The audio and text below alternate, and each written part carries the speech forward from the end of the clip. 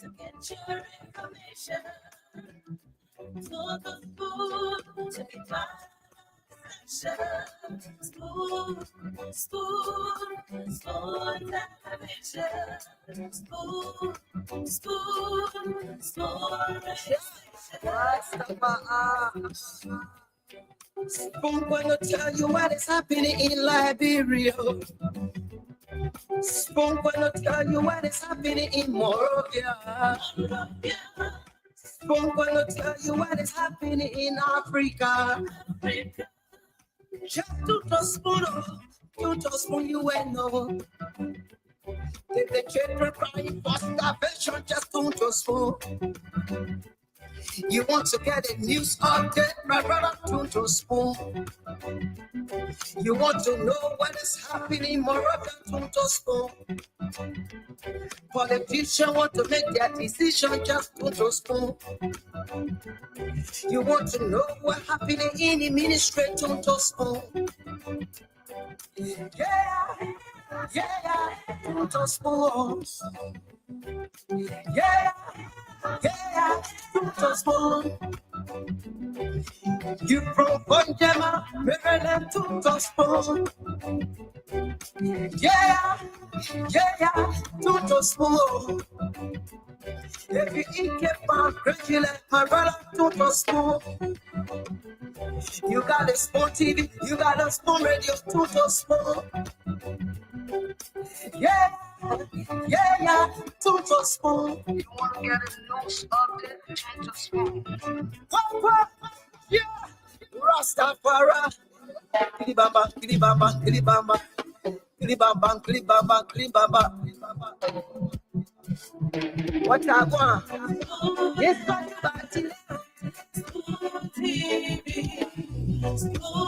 what you got today?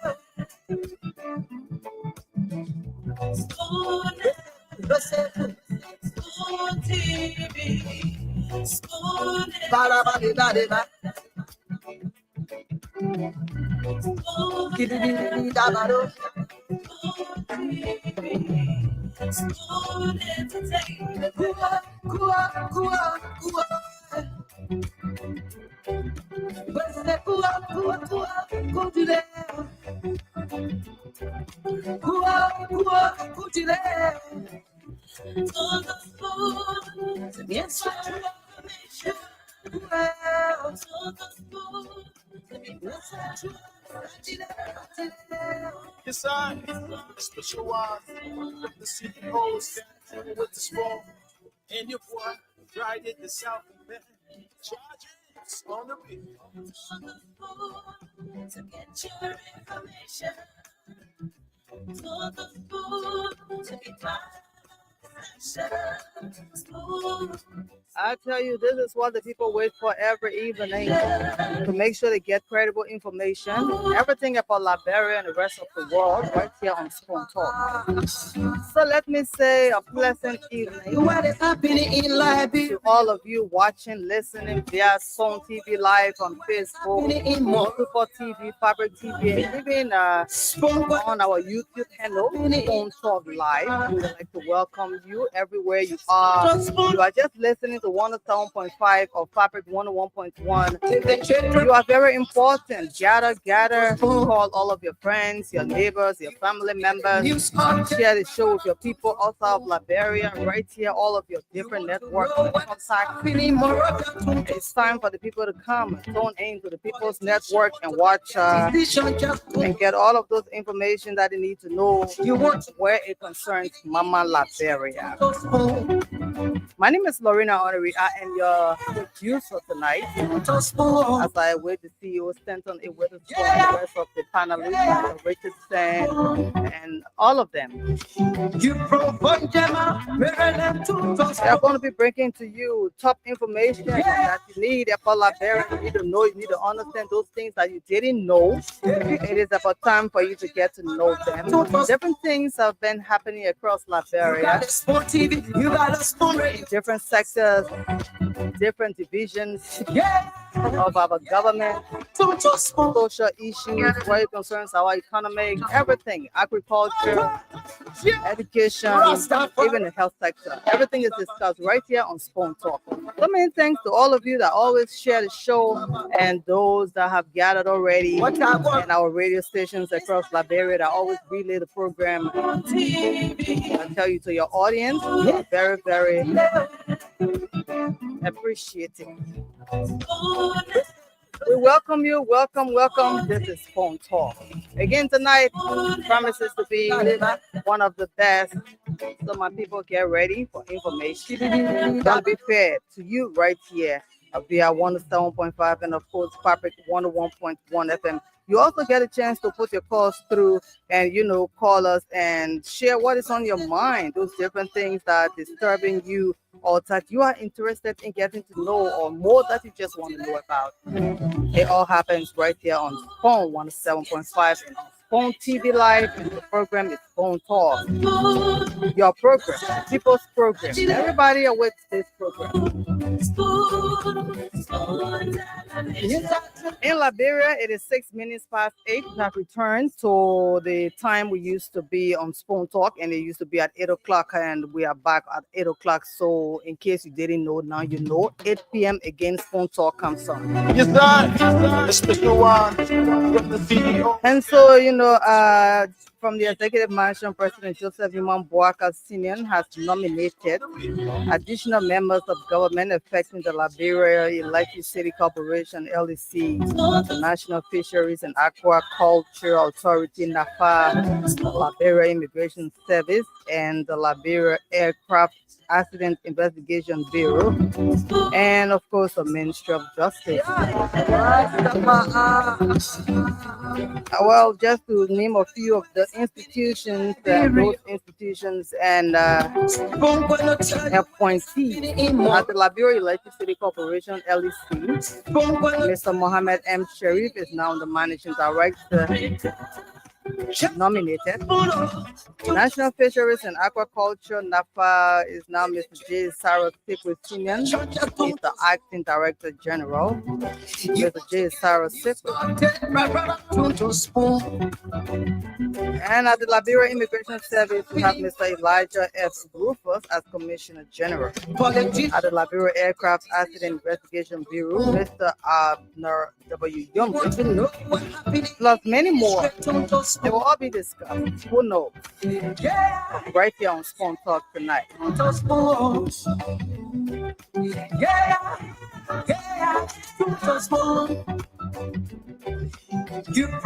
And we brought you that story, but let's just bring it again tonight. The Speaker of the Parliament of Ghana, the Right Honorable Adnan Sumana Kingsford Badwing, has said that it is anti-democratic to take legislative issues to the judiciary, rather it should exert its legislative power.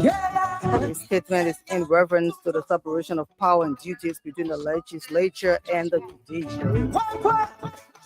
And the Ghanaian speaker told members of the House of Representatives currently attending a 3-day legislative engagement retreat held at Farmington Hotel in Mankibi County that the members of the House need to settle their differences within House. And so many different things have happened across the country. So, as the CEO and the rest of the panelists come on, they're going to have all of those discussions. Now you want to be a part of the program. You have things you want to talk about that is on your mind before they come on. You can just call us on 0555-101075 and be a part of the show. Let's hear what is on your mind. It's a political issue, whatever it is. We are always talking politics in Liberia. Every corner you turn, Liberians are so concerned about the country, the different concessions, all of those things happening in different sectors across government institutions. Liberians are really interested. They are concerned about it. If something is on your mind that you want to talk about, this is your chance. 0555-101075. Call and be live right here on Spoon Talk. It's a Friday. And this is not the last edition. Spoon Talk comes on Monday to Sunday. But if you are there, we are here. We'd like to welcome you. 0555-101075. That's the only number that is on right now. Good evening. Yeah, good evening. What is your name, sir? Well, thank you. My name is Lasana Thomas Sankar Akon, and I do join the conversation for my resident in Dwyer Zone, Welcome Lower to the Magibi show. County. Okay, welcome to the show. What is on your mind, Lasana? Basically, what on my mind this evening is the deception of the president, His Excellency President Joseph Imam. I mean, this president want to bring the country into chaos. For every time the president go and have meeting with Fonati, we will see another action from a boss. And that is to show that the president do not want peace. I believe that this president, who formed local defense force to destabilize peace in the country, want to form the majority black again to destabilize peace in this country. Thank you very But we want much. to tell the president that if the Supreme Court refuses to rule on Monday, the people will take action. I hear you, sir. 0555101075. Call and be live right here on Spoon Talk before the host, Stanton Witherspoon, the CEO, and the rest of the panelists come in. Let's hear your voice. What is it on your mind? Good evening. Yeah, good evening. My name is James Private and I join you from the people up there. All right, Jim. Thank you for the topic of discussion. Mm. But What is my on your mind? concern to do with the statement coming from the Ghanaian speaker. Yeah. Ghana is well noticed of taking wrong decision when kind of issue of Liberia, so they are on record on that. The killing of Samuel Kenya, though it was a Ghanaian field commander was a hair at the time heading the ECOMO. So the Ghanaian, when it comes to a couple of months, they are well noted. You know the reason why they said, the Ghana parliament couldn't come because you know that there's a serious crisis among the parliament here. So you cannot come among those crises. Then you go to certain people that they could say they are not legitimate. Then you saying that it's separate branch of government. It's all kind of thing because they give you money secret to just come and show Do you what. have proof? Thank you. 0555101075. Call and be live right here on the show. Tell us what is on your mind. I already see Dr. Richardson. She's there, and very soon she's going to come through. 0555101075. Call us and tell us what is on your mind. What is it that you want to talk about on Spoon Talk tonight? We have different things that have been happening across the country, and you heard about some of the nominations made by President Joseph Njouma Boakai. Maybe you want to refer to that. Someone just made mention on the Ghanaian speaker who is here for the retreat at Farmington. Good evening. Good evening, my dear sister. How are you, sir? Why are you sounding like that? I'm Joseph and I call from Kingston. Okay, Joseph, go ahead, please.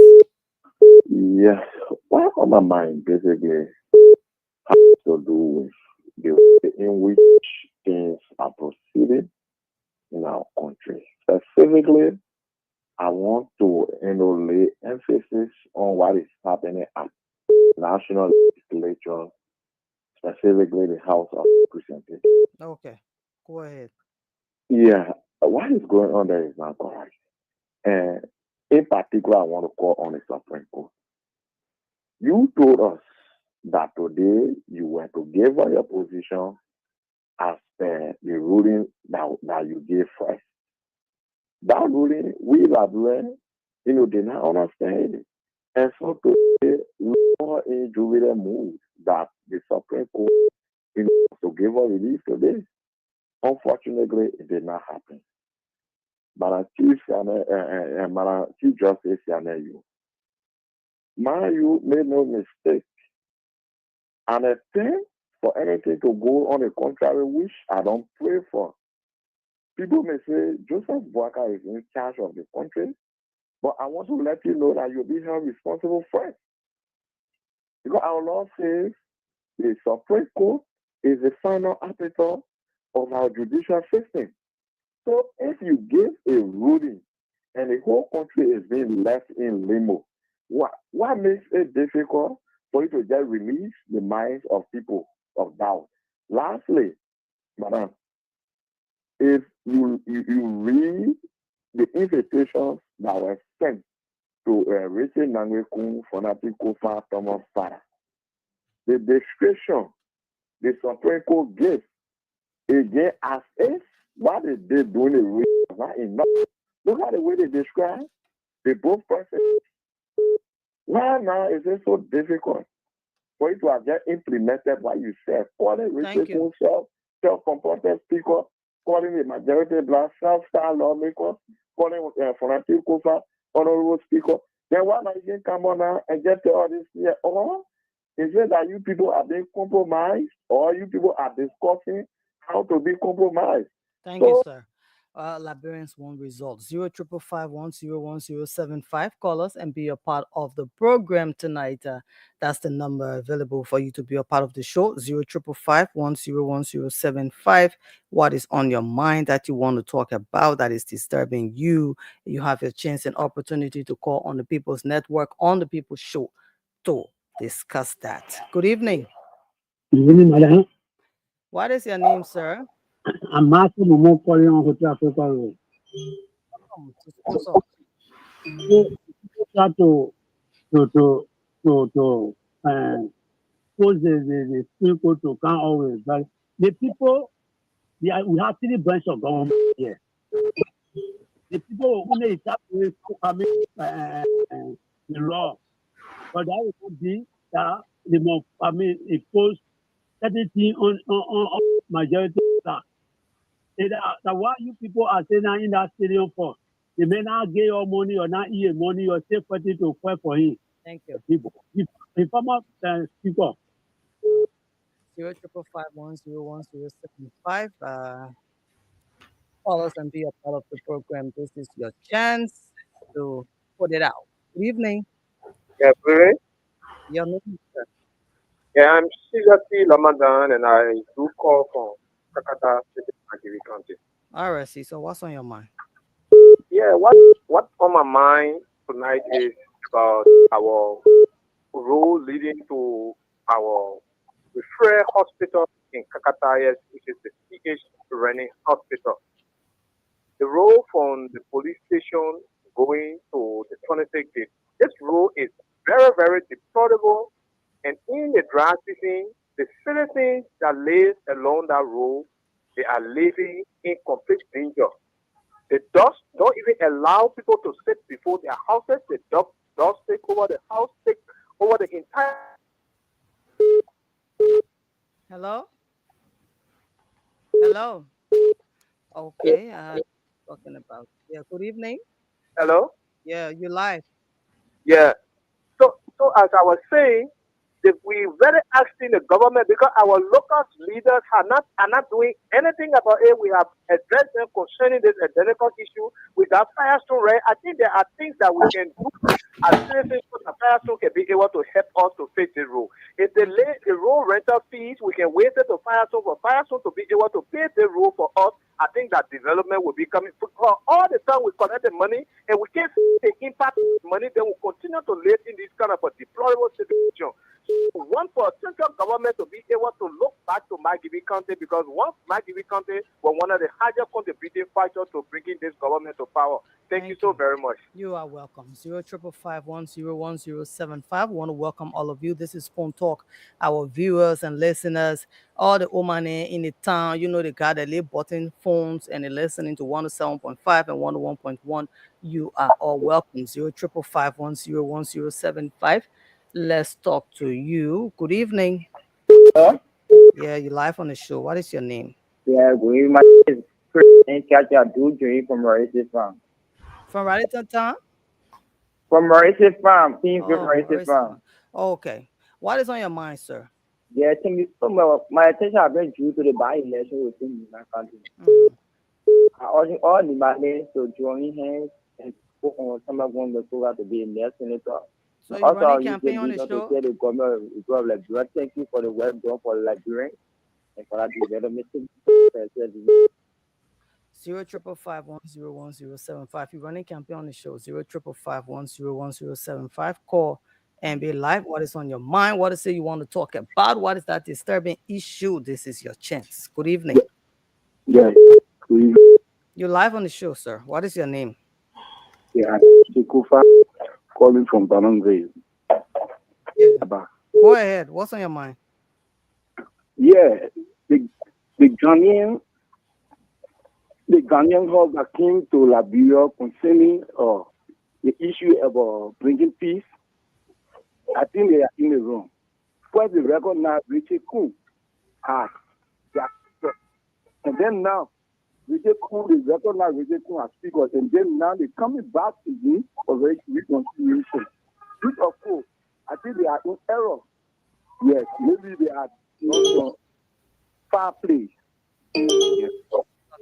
055101075. Call and be live on Spawn Talk right here on this beautiful 14th day of March 2025. Let's hear you. What is it that you want to talk about? You want to voice it out? This is your chance to put your calls through. Good evening. Good evening, says I come in. I'm okay, sir. What is your name? What's on your mind? Coming most fire coming from Mambake Bill. Moses, what is on Ma, your mind? why is my mind that concerning the particular speaker issues? Hmm. The people are very, very greedy for power. If you get position, allow the other people to participate in that position. But the Thomas Fowler then is just running from one place to another for them to get speakership. If you are not fit for you to be a speaker, even when you get there, people will say remove you. The problem with the speaker is something that when you go there, is on behalf of the country. But they are not going there to speak on behalf of the country. They are going there to reach themselves. Because what? Speakership is getting money. All of them just running for that money there. And at the end of the day, they will just be killing one another in our area, they're moving one another, spending money to remove one another. So please, I beg all of them that are standing for that speakership, please let them do something for the Liberian people. They should not do it for themselves. I beg you. That is my advice. Thank you. 055101075. Call and be live on the show. Doc, good evening. Welcome again. Lorena, hello. I have to Hello. tell you, I have to tell you that I really, really enjoy you producing. You bring that extra, energy, to the show. I'm sure I really enjoy it. I'm sure our audience are enjoying you too. So go ahead, continue taking your phone calls. I'm happy to have you here today as usual. All right, Doc.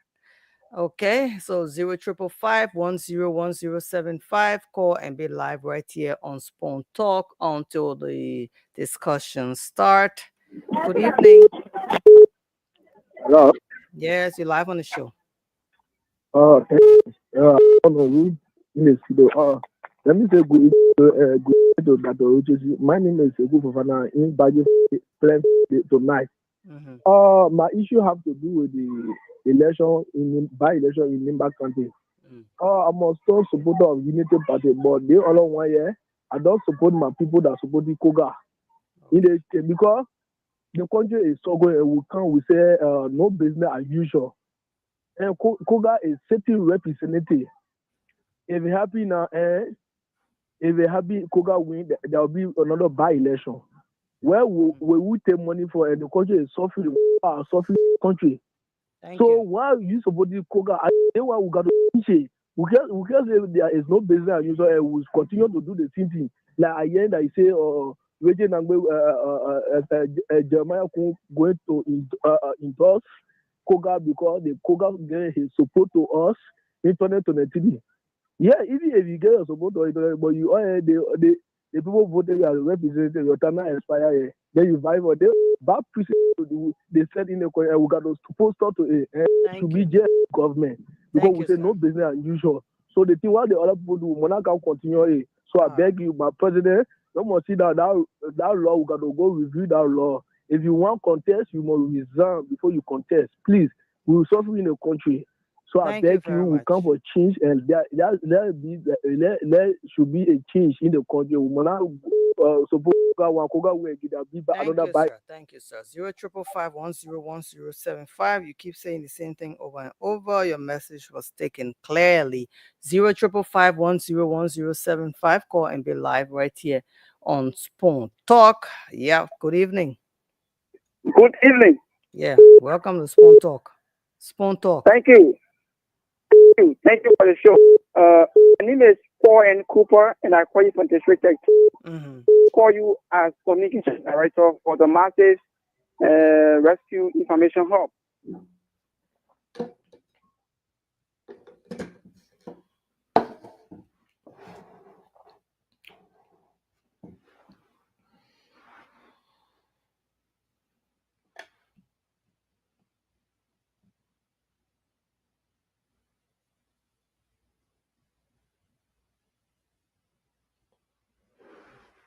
Lorena, you stuck? Let me go back out and come back in.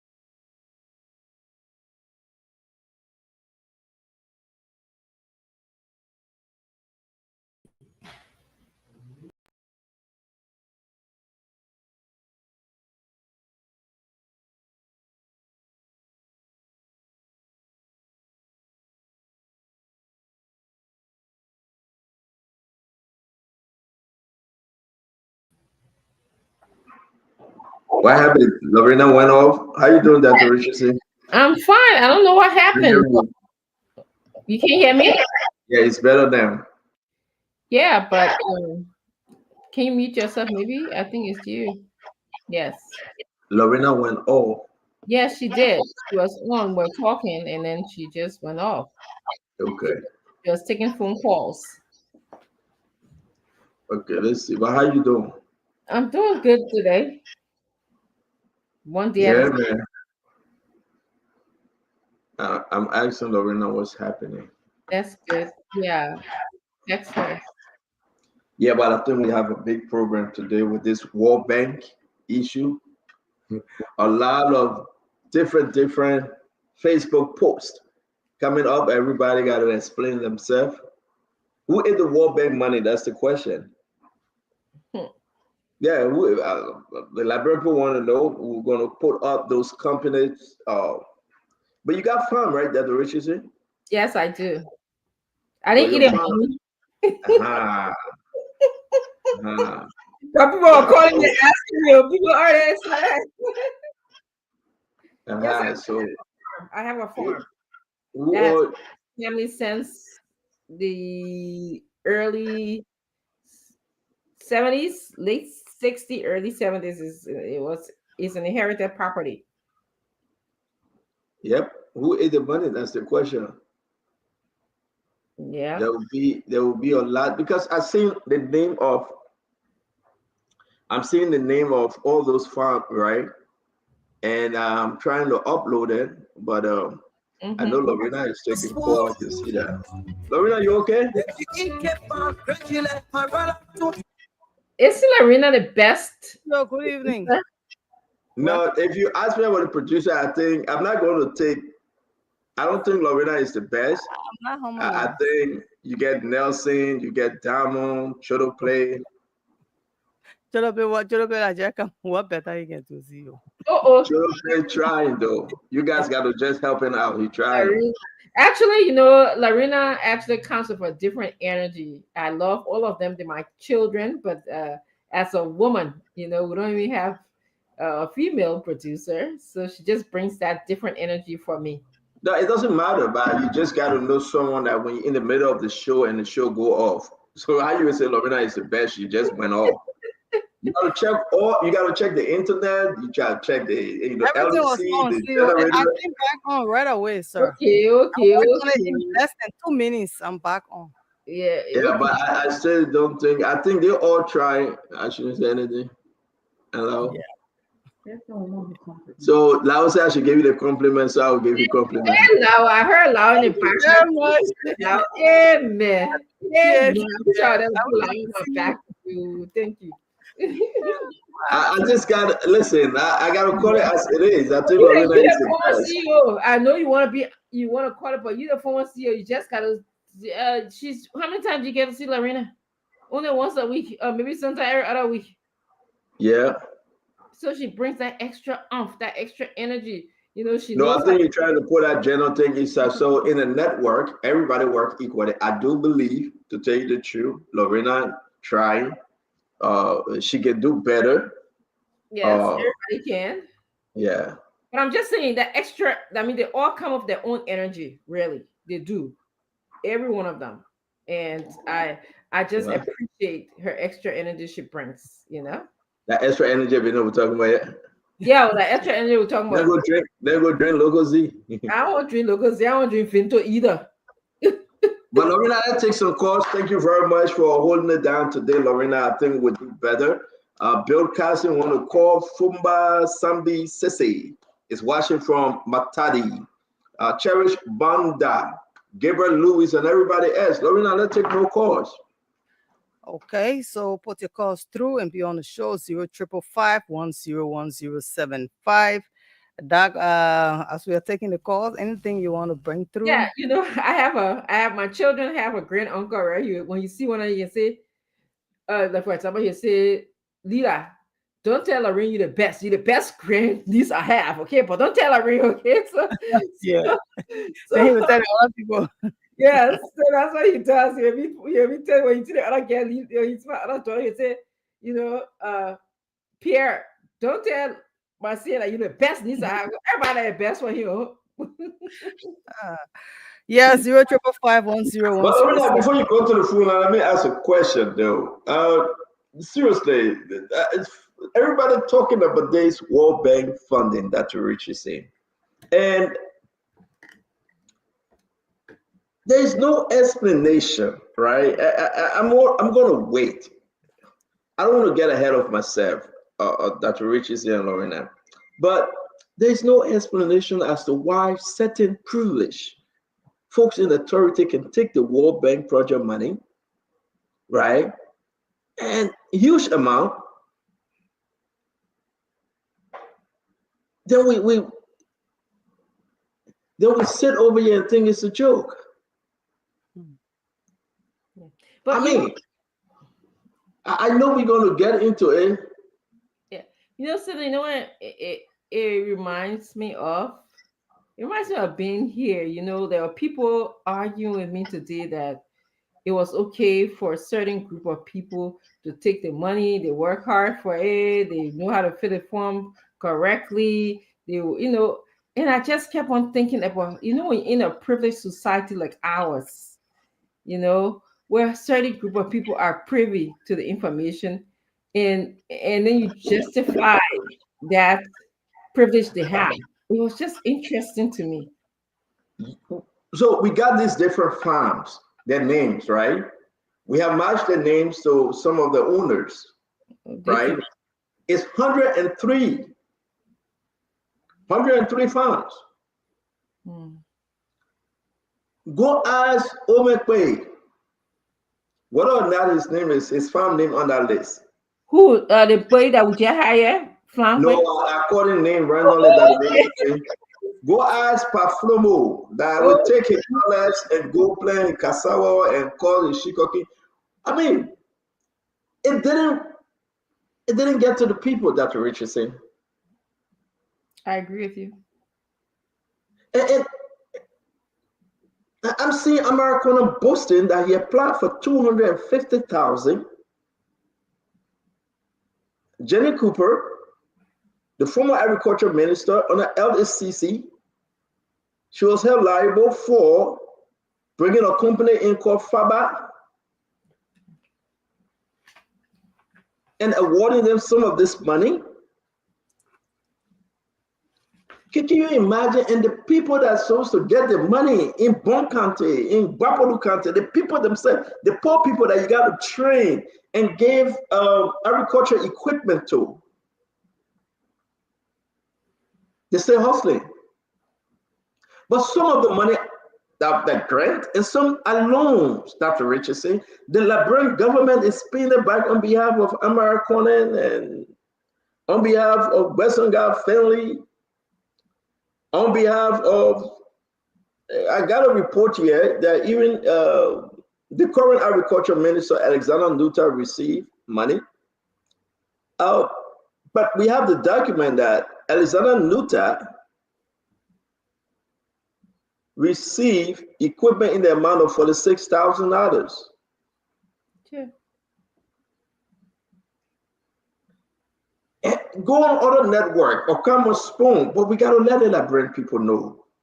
I'm uploading these farms, and it will be so interesting to the folks. I want to hear from you. I mean, if you think it's okay for these guys to take the money and run and they ran the election, yeah, because we know the game. But then people say, yeah, but that free money. No, it's not free money.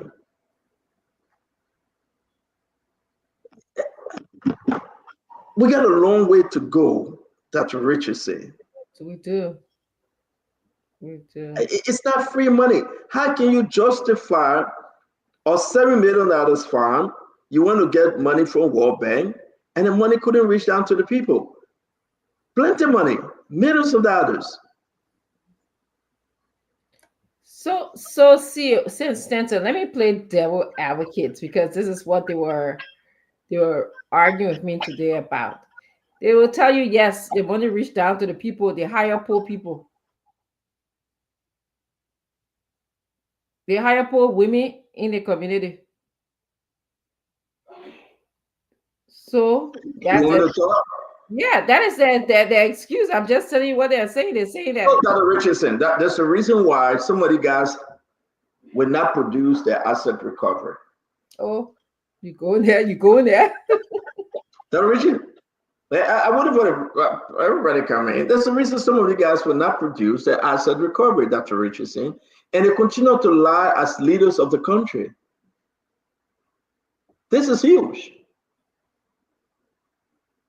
This is big. I want us to talk to the Liberian people tonight, right? The reason why our country, where our country are, is because of the stealing, because these people think that they're so smarter than the rest of the Liberian people. And they put all the farm name down and they got people that did the paperwork for them. They got company that they went to and said, listen, we got 250,000 coming to us.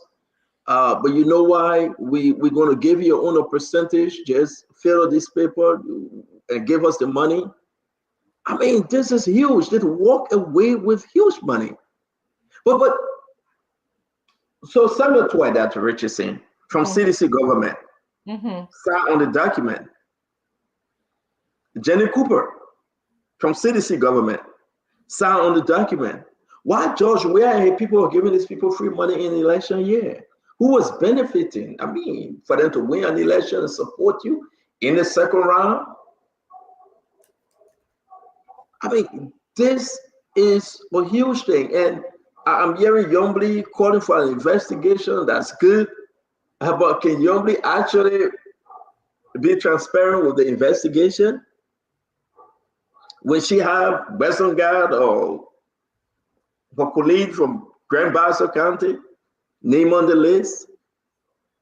She have, I mean, look at Mark on it.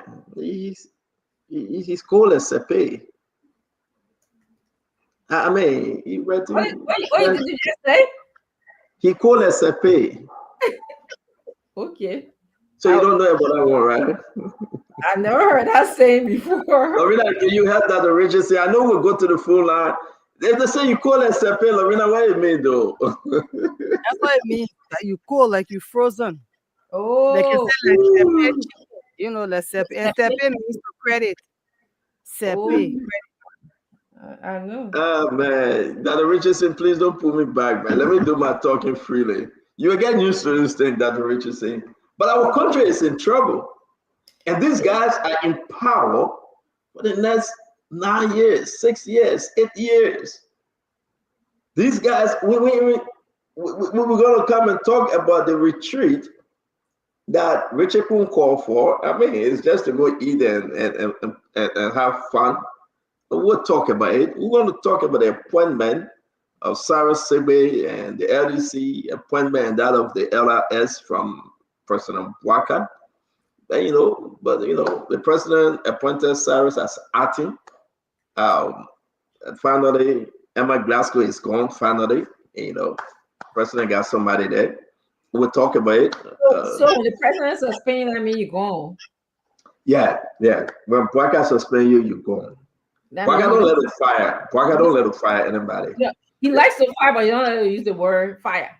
No, he doesn't. No, Waka don't fire anybody. No, Waka never. Waka, it hard for Waka to fire somebody.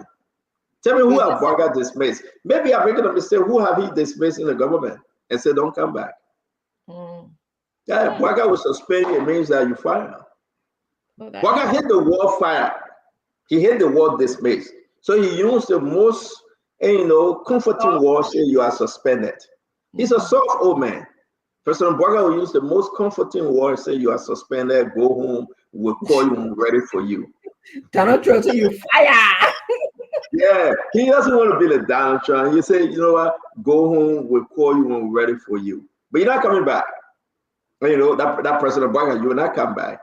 And, again, all right. Somebody said the deputy NSA boss was fired. NSA boss, who was the deputy NSA boss that was fired? So we're gonna but I would say this. We'll look into that. Yeah, but again, I want to welcome every one of you. We'll go to the full line briefly. Again, a lot is happening in our country. You got to understand the LSCC wrote a whole, I got a document that Richard said, let me put it in the chat room for you to go over. They wrote a whole big thing, you know, and said Janet Cooper was in trouble. We recommend, you know, investigation into her, prosecution. But guess what happened? President Barga said he ain't going to do anything. Let the woman go sleep. And the same money, the World Bank money that they give to everybody. Now, what is problem now? Somebody called me today and says, Stanton, can you send me the list? We want to ask the World Bank question and want to see actually whether those people received the money and the reason why they received the money. We want to investigate it. I said, okay. I sent it over to them and they're going to investigate. They're going to. All right. So as you know that they are starting the generator because we cannot be on LDC, so they need to put the generator on. I see. Yeah. LDC is tripping, like Uncle Ken. Bear us. Bear us as we transitioned. Yes, so we're going to use our own generator, our own fuel now, because LDC that we're paying for, LDC carry the power. So just bear with us if you're in the radio land. We will be back on. Yes, yes. So, yeah, we're on now. So Lorena is coming back. So, folks, we're going to be taking some calls, right? And we're going to make this thing interesting today. I want to start calling the farm name Dr. Richardson. What do you think? Should I? Why don't you wait for everyone to come in? My heart burning, Dr. Richardson. My heart burning by way. Okay, talk here. You want? I can't stop you from doing that. But I'm convinced that many of us have Stockholm syndrome in our country. Do you know that people are protecting, some of the farm owners that you're about to call? Yes, they are. You can't understand what's the big deal. What is the big deal about us doing Dr. Richardson. So everybody have friends, right? Everybody have friends in the country. Somebody is taking care of somebody, so therefore you got to protect them. Somebody giving somebody transportation, somebody buying somebody fuel, somebody hire somebody's daughter, somebody's girlfriend, somebody's boyfriend, somebody's son. So therefore you're loyal to them, right? So if I want something from you, I will do everything I can to protect you and your interests. That destroyed our country, Dr. Richardson. It does. If you can work for yourself, if you can earn your own money, right? If God bless you and you are that place in your life that you care less, you have to speak the truth. You just got to be real with yourself and the Liberian people. But what we are seeing here is that Liberia is so small that somebody will wake up in the morning and go hustle. And when they go hustle, they will go to Amara Conan office and say, my man, what's up, man? What you got for me? Amara Conan will take $500, $1,000 and give it to you and say, my man, we'll create a project for you. I'm giving you an example. And guess what happened? If Amara Conan take $250,000 of World Bank money, you will celebrate Amara Conan because he's your God. And that's the fact. That's true. That makes sense. Yeah. Go ahead, Dr. Richard. I'm going to say that explanation makes a lot of sense because, like, when you have nothing and somebody helps you, that person have some sort of control or power, or you begin to admire and praise and respect that person. But I pray, God, that many of our Liberian people will never have a friend like that. I pray that you have a friend that'll be able to just tell you the truth. You should just be able like somebody that's standing who can just tell people the truth, whether you like it or not. He'll just tell you. You can't imagine how many times we'll fight because he's just talking it, and I'll be like, oh, that's not how it's supposed to be. But I pray God for Liberia. I really do. Because the thing is that Dr. Richardson, guess what? The other day you were on this show, Glennie said I'm gonna use something to big bread, right? Yeah. I followed Glennie's instruction. Yeah, I tell you about the truth. The bread came out so bad it can't leave the baking pan. It's still outside. I gotta throw everything away. But did you grease the pan good? Dr. Richardson, I put butter in everything. The bread just can leave the baking pan because Glenny gave me. Dr. Richardson, I tell you, you. Glenny gave me a very, very bad. You see? Or how you call it, something. The girl trying to help you. I didn't ask for help because it was so bad. The bread said, I can bring it. You see it. No, it's okay. We want the evidence. It's okay. We want the evidence.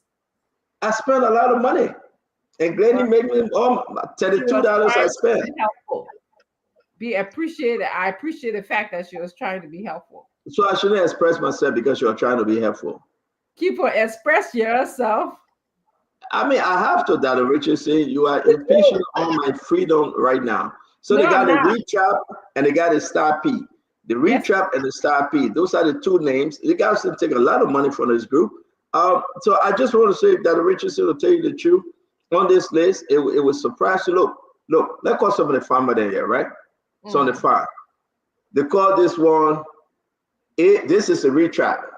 A.B. Goodrich Kids. That one farm. A.W. Family Farm. Adio Multi-Purpose Corporation Farm. Agape Soul Agri-Business Accessory Farm. Agricultural Produce Processing Corporation. Agro Rubber Industry. Agro Left Food Processing Plant. Agro Retic Incorporated. Dr. Richard said, I can name all of them to you. All of them. The total amount spent on all of this thing is over $18 million. This is just the star P. If you go to the retrap, the same people follow the retrap again, and they got money. What? So I'm going to put it up, folks. Listen, I want you guys to. Yeah, both. Well, what we know is both grants and loan, right? Certain portion are loan, certain portion are grants. Yeah. Okay. Yeah. Seriously. Something serious is happening in our country. So, what did Alexander Luther? What did he do? Did he stop it? Did he put a halt? Did the World Bank put a halt on it? We're explaining all this story to you guys. But can you imagine through these difficult times, these people don't walk away that money? And I'm trying to find Amara Corner on a farm here. But Senator, you gotta blame the World Bank small too now. No, I blame the World Bank. No. Why? Well, the World Bank get people in Liberians that are creating this problem. They're working for World Bank, right? And they're creating this problem.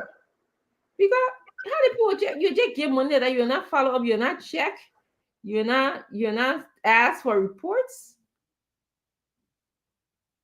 That's what concerning. And that's why you see Donald Trump say, you know what, we're going to do this thing about USAID, because you know what happened? The same thing happened. Yeah, man. People were just enjoying USAID money, right? World Bank now, with all the countries sending money to World Bank is abusing the country money. You got to pay for it, don't they? They're abusing the money that you got to pay for it. Some of it, some are grant and some are loan. You got to pay for it. I was cheering the next generation. You talking about next generation?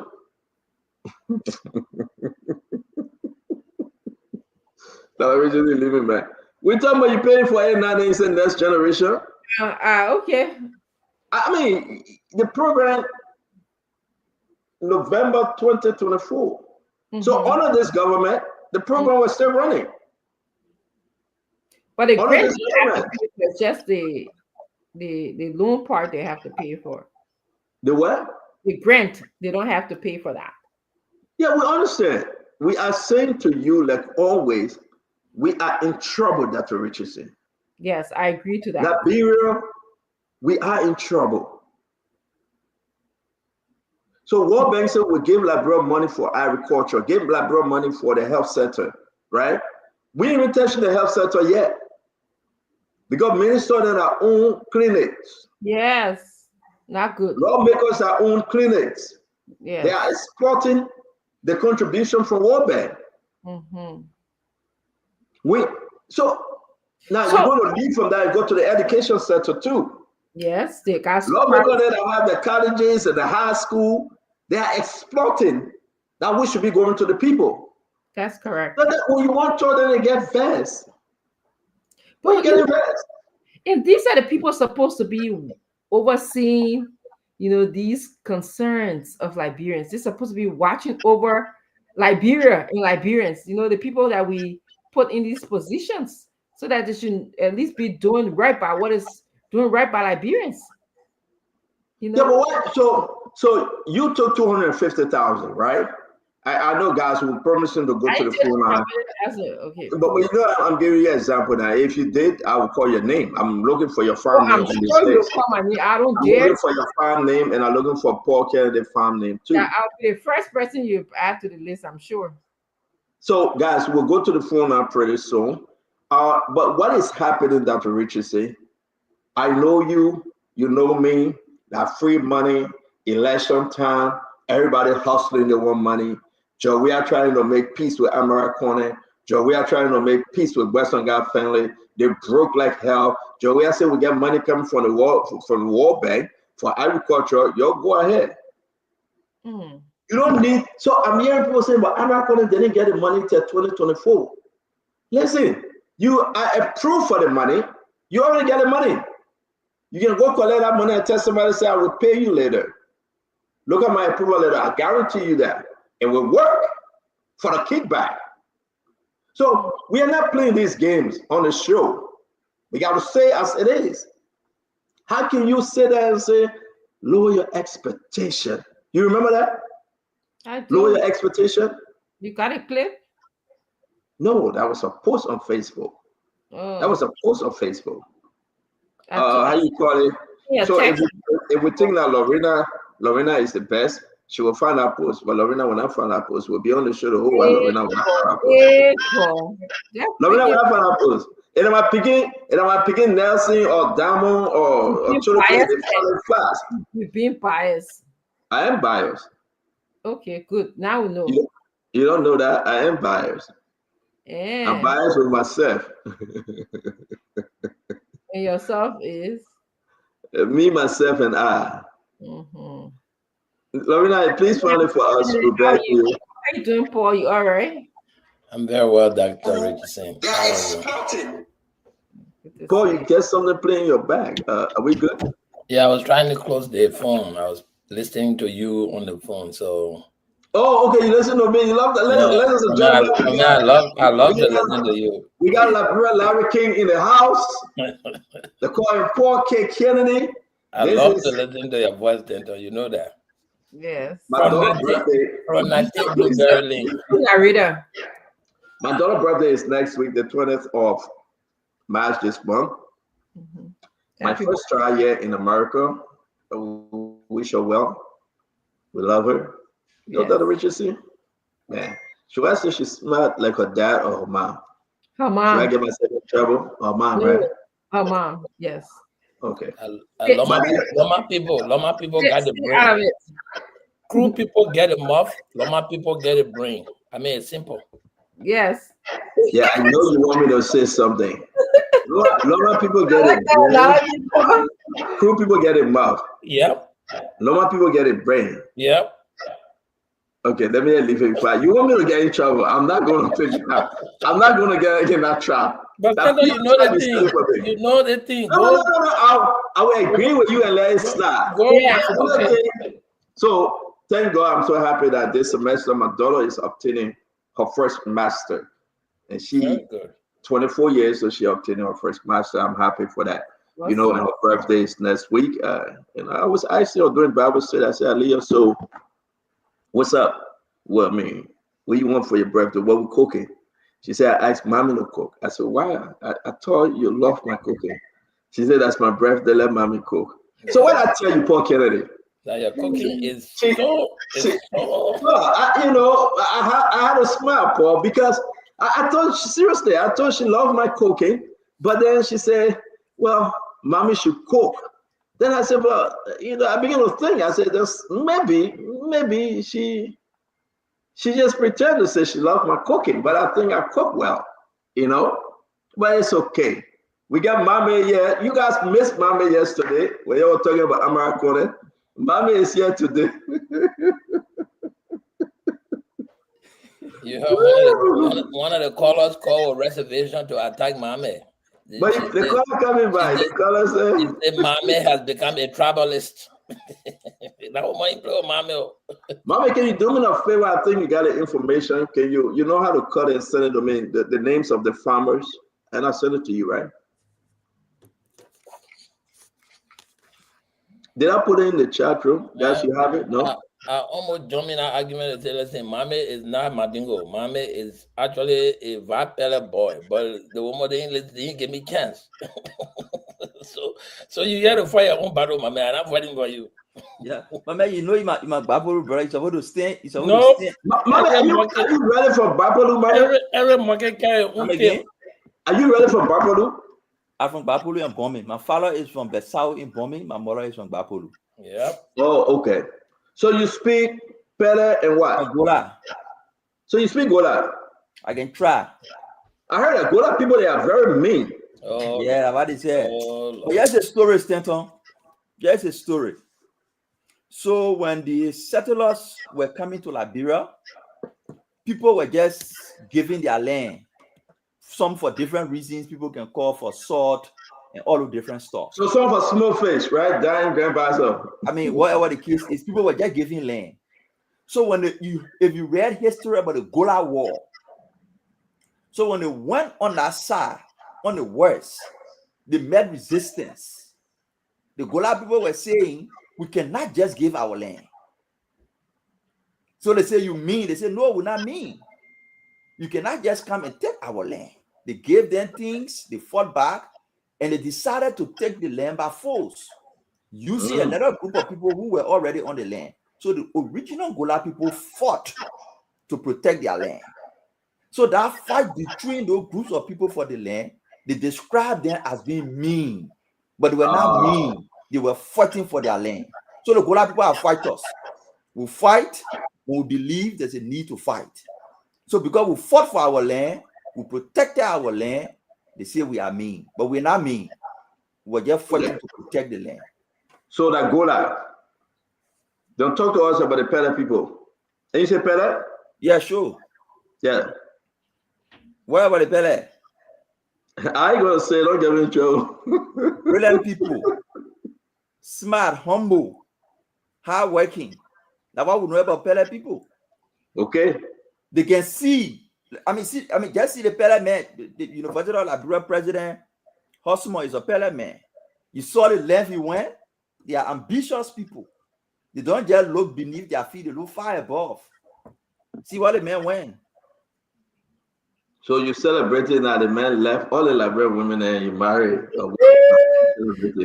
Still, you crazy. You celebrated because the man left all the Liberian sisters there and making a hustle, yeah. No, I celebrated because he married somebody he loved. That's okay. I agree with you. Yeah. I mean, she loved him too, so that's a blessing. Yeah. Exactly.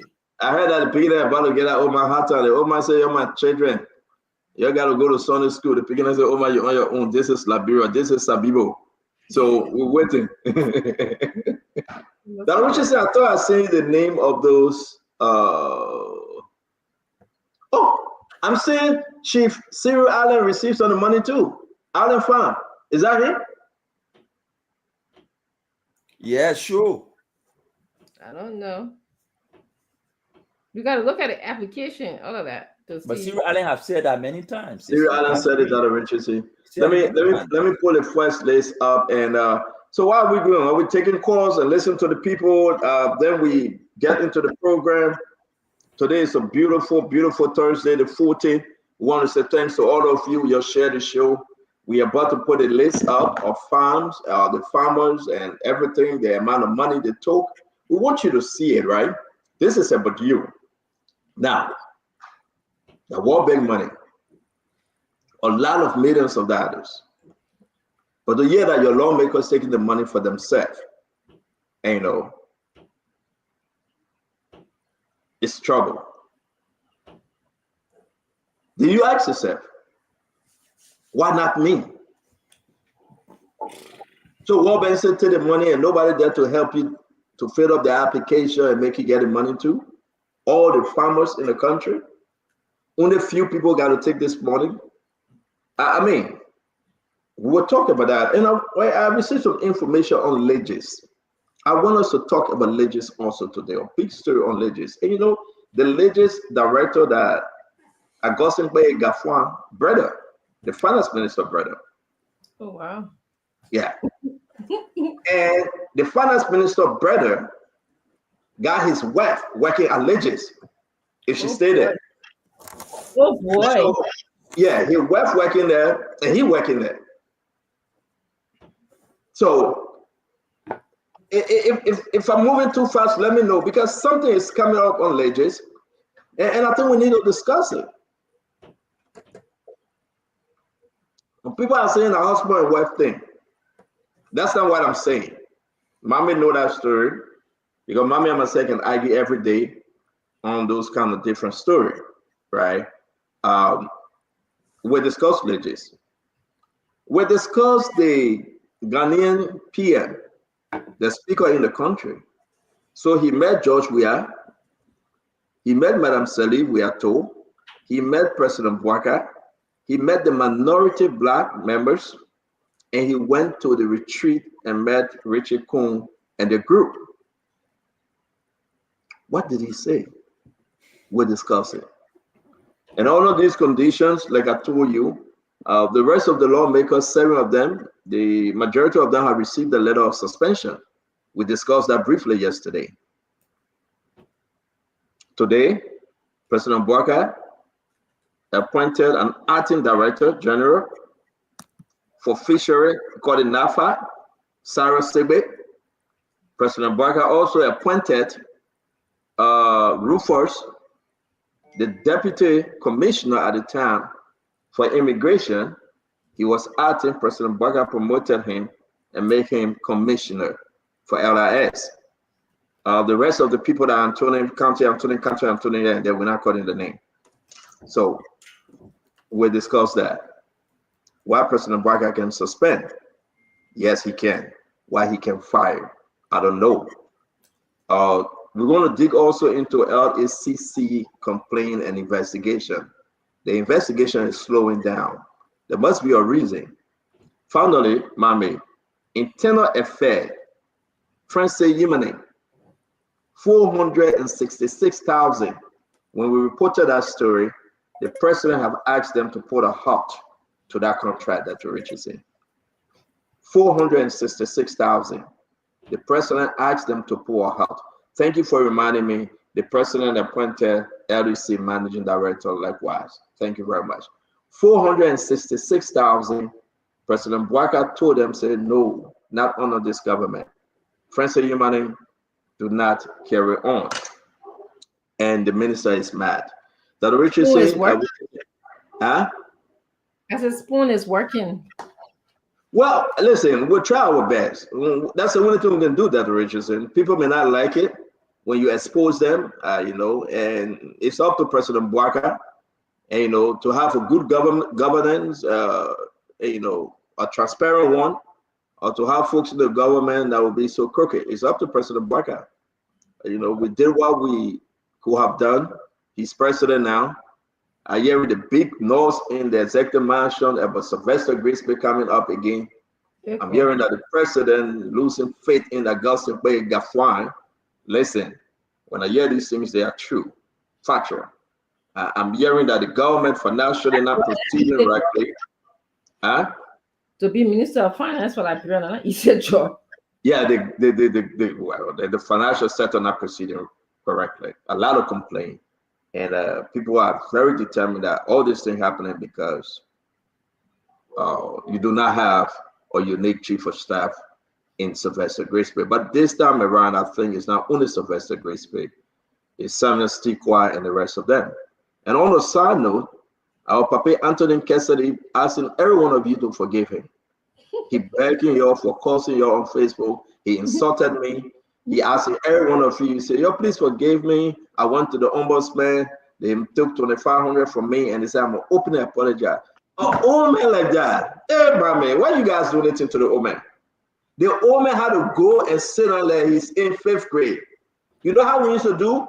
I will not cause noise again. I will not cause noise again. I will not cause noise again. You got to do that on 100 times. Yes, You got 1,000 ready. times. 1,000 times. That's what they did to the puppet. I'm shocked. Anthony Cassidy will put a picture up. Lorena, can you find a picture in his post? Stanton, that's governance. I mean, we can talk about the other one you're talking. That's also fine.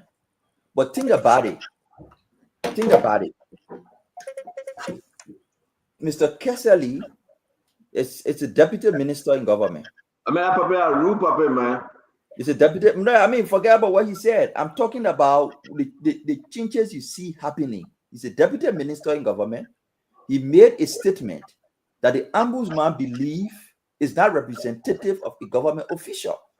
They summoned him, they took him through the process, they told him what to do, he accepted, and he did it. What that does is it sends a message to the other people that governance is back. You cannot just make any statement as an official of government. I think it's a good step. Mama, leave me, man. I mean, you know how many times that puppet that calls, man calls, and power calls? I know, but he will not do it again. Mama, leave me back. Leave me back. I know how many times he did it, but he will not do it again. The puppet get 5-year-old daughter or son, 5-year-old. That puppet is, what, 8 years old? No, man.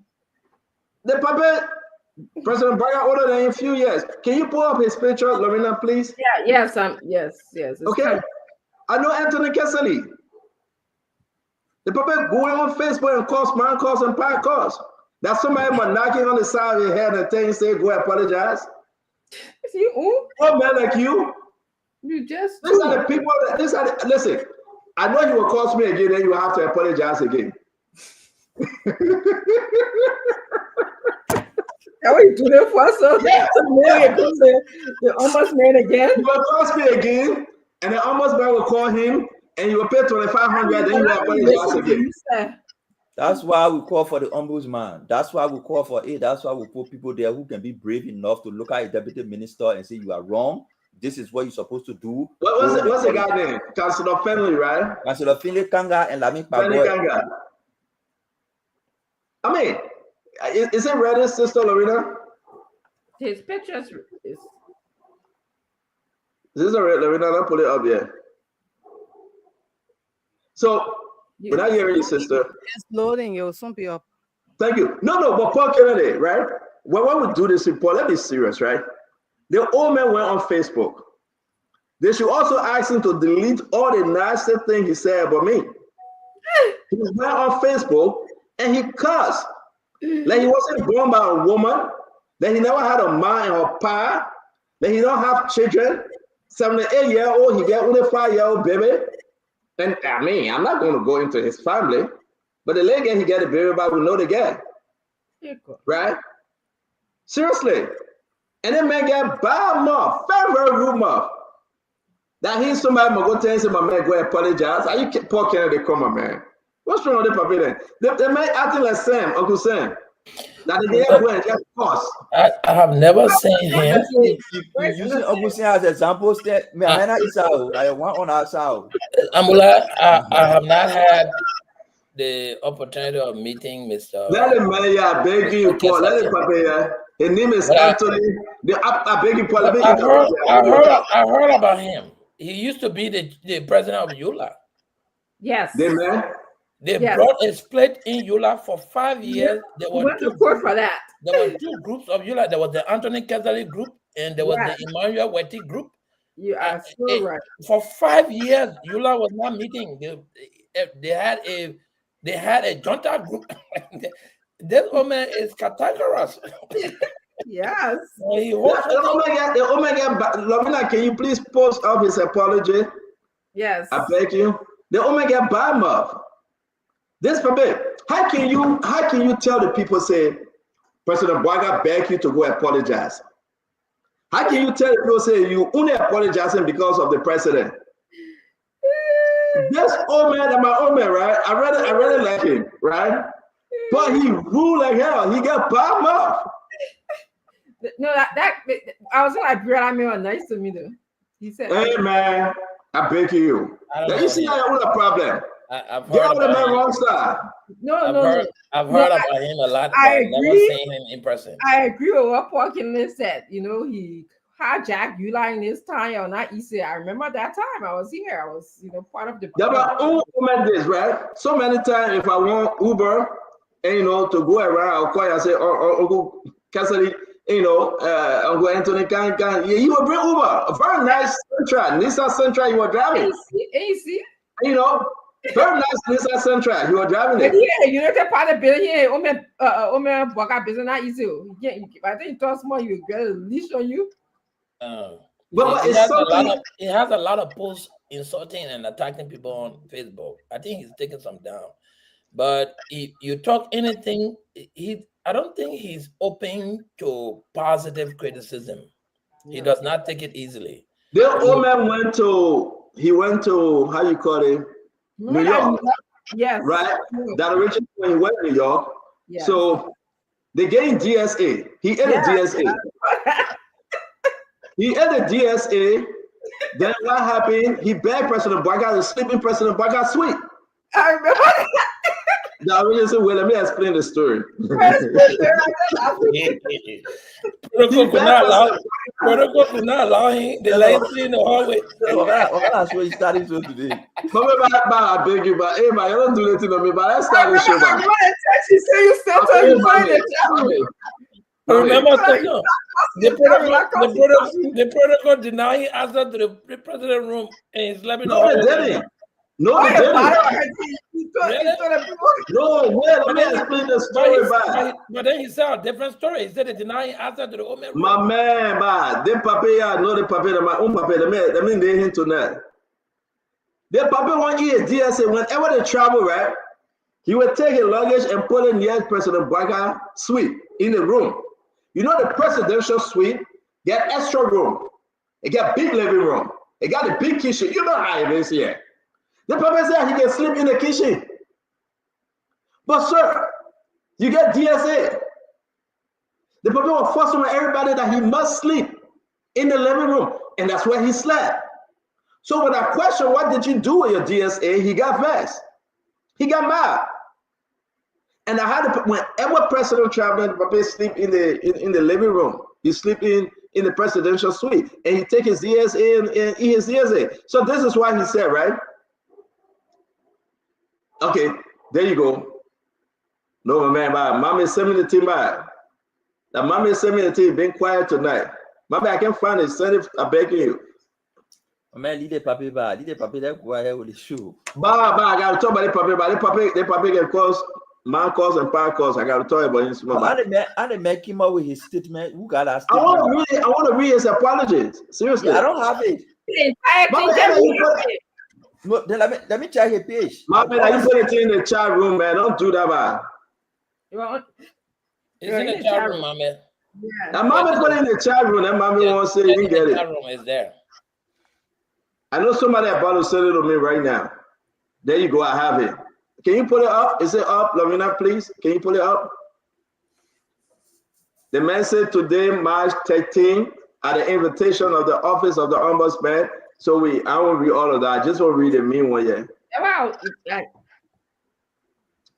He said, true to the candid and honest character I have always strived to be, I admitted to the exhibit that were attached to the complaint and presented. No, let's put my picture up. What are we talking about here? And presented even more evidence of even more gruesome language. You see, the man said he told the people that you can cause violence. And, I did not acknowledge that all of these languages were not suitable for civil exchange of views, but noted that mine were a reaction to intense and persistent provocation. I expressed regret that I had to go to this length with my attackers. The Office of the Ombudsman, in its disposition, from words used in my reaction, are standing in violation of portion of the Code of Conduct relative to improper behavior. For this, but you send me all the things. Why are you doing this thing to me? I know you guys playing this game. You don't want me to say it. That's okay.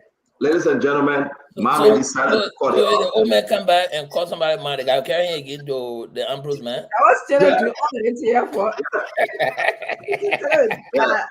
When I'm about to let you, let you about coming back. I know the Papa live in Pennsylvania. I've been there before. I'm a Papa. Yeah. I'm a Papa. Yeah, nice so guy. Yeah, we wish him well. There's Anthony Cassidy. He worked in the executive mansion, by the way. Yeah. Every one of you can go check in. That's Anthony Cassidy. All right. I just want to say hats off to the ombudsman, to Councillor Finlay Kanga, Councillor Lamin Pagoy. That's why we pray for. That's why we hope for a government where you can have institutions to monitor, serve as policemen on people's behavior, on their action.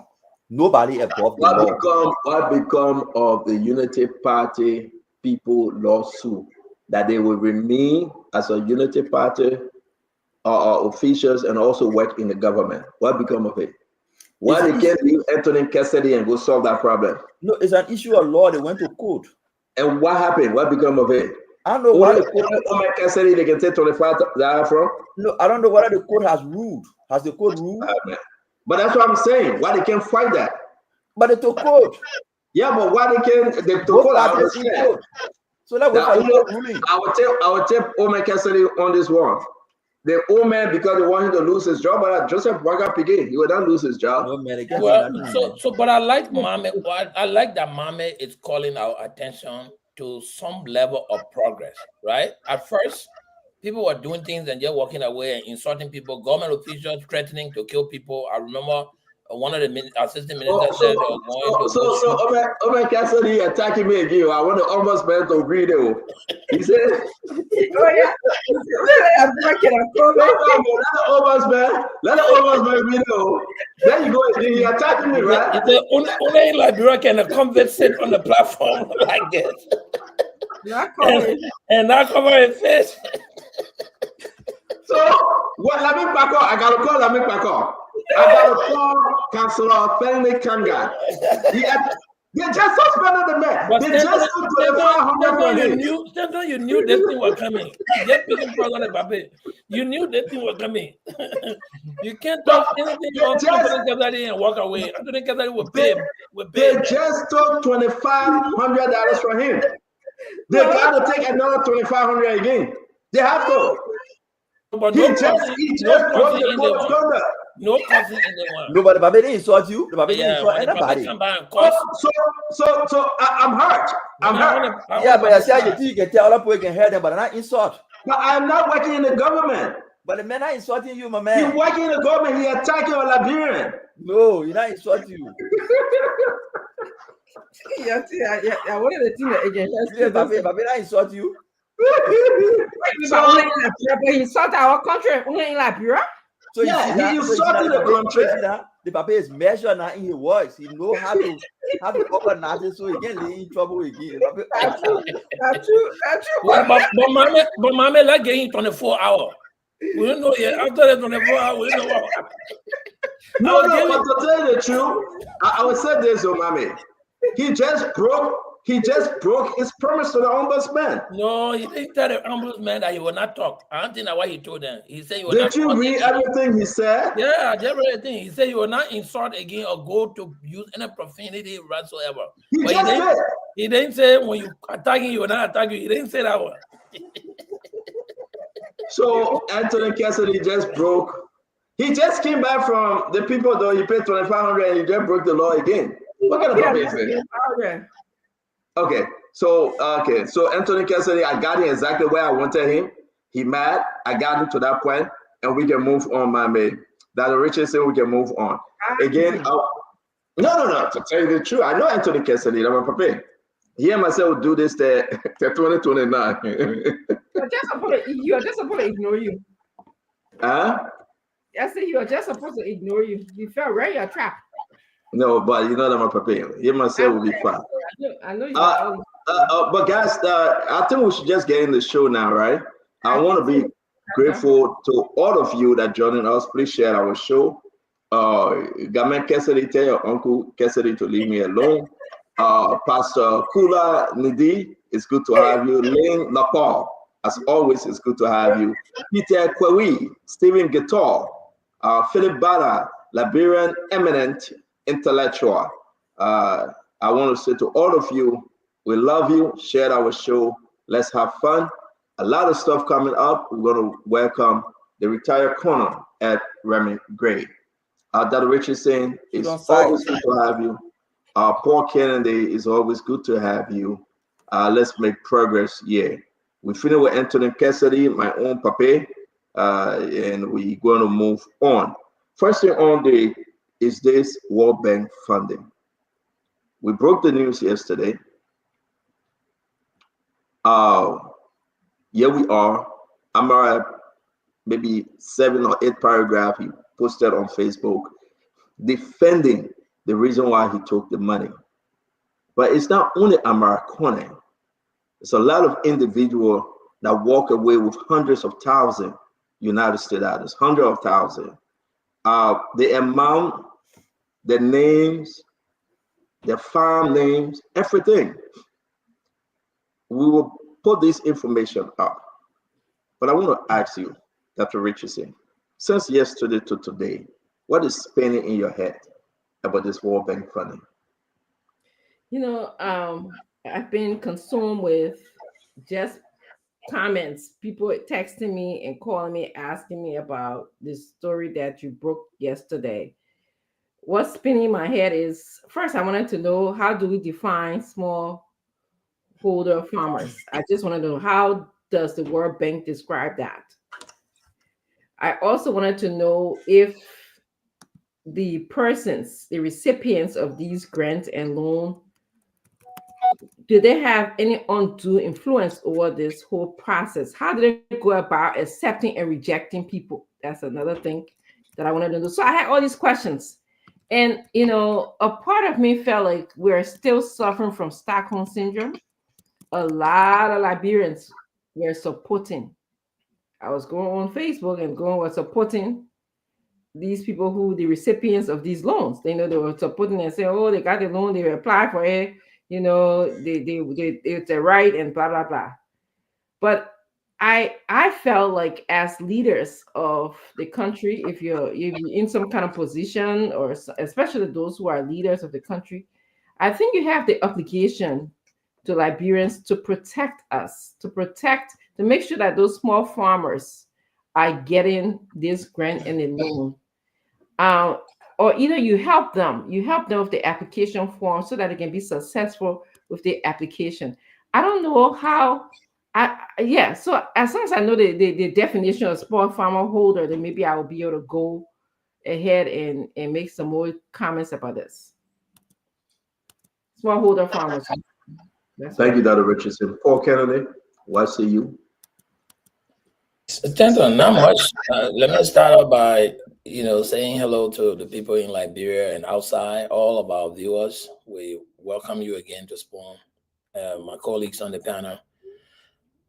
Look, since 1847, somebody's been, into the process of really getting inside information. And today, I think I was having a conversation with someone, and I asked them, how do we even get to know that these grants are in Liberia? Is there a proper dissemination channel to spread out the news and the information that there's a grant?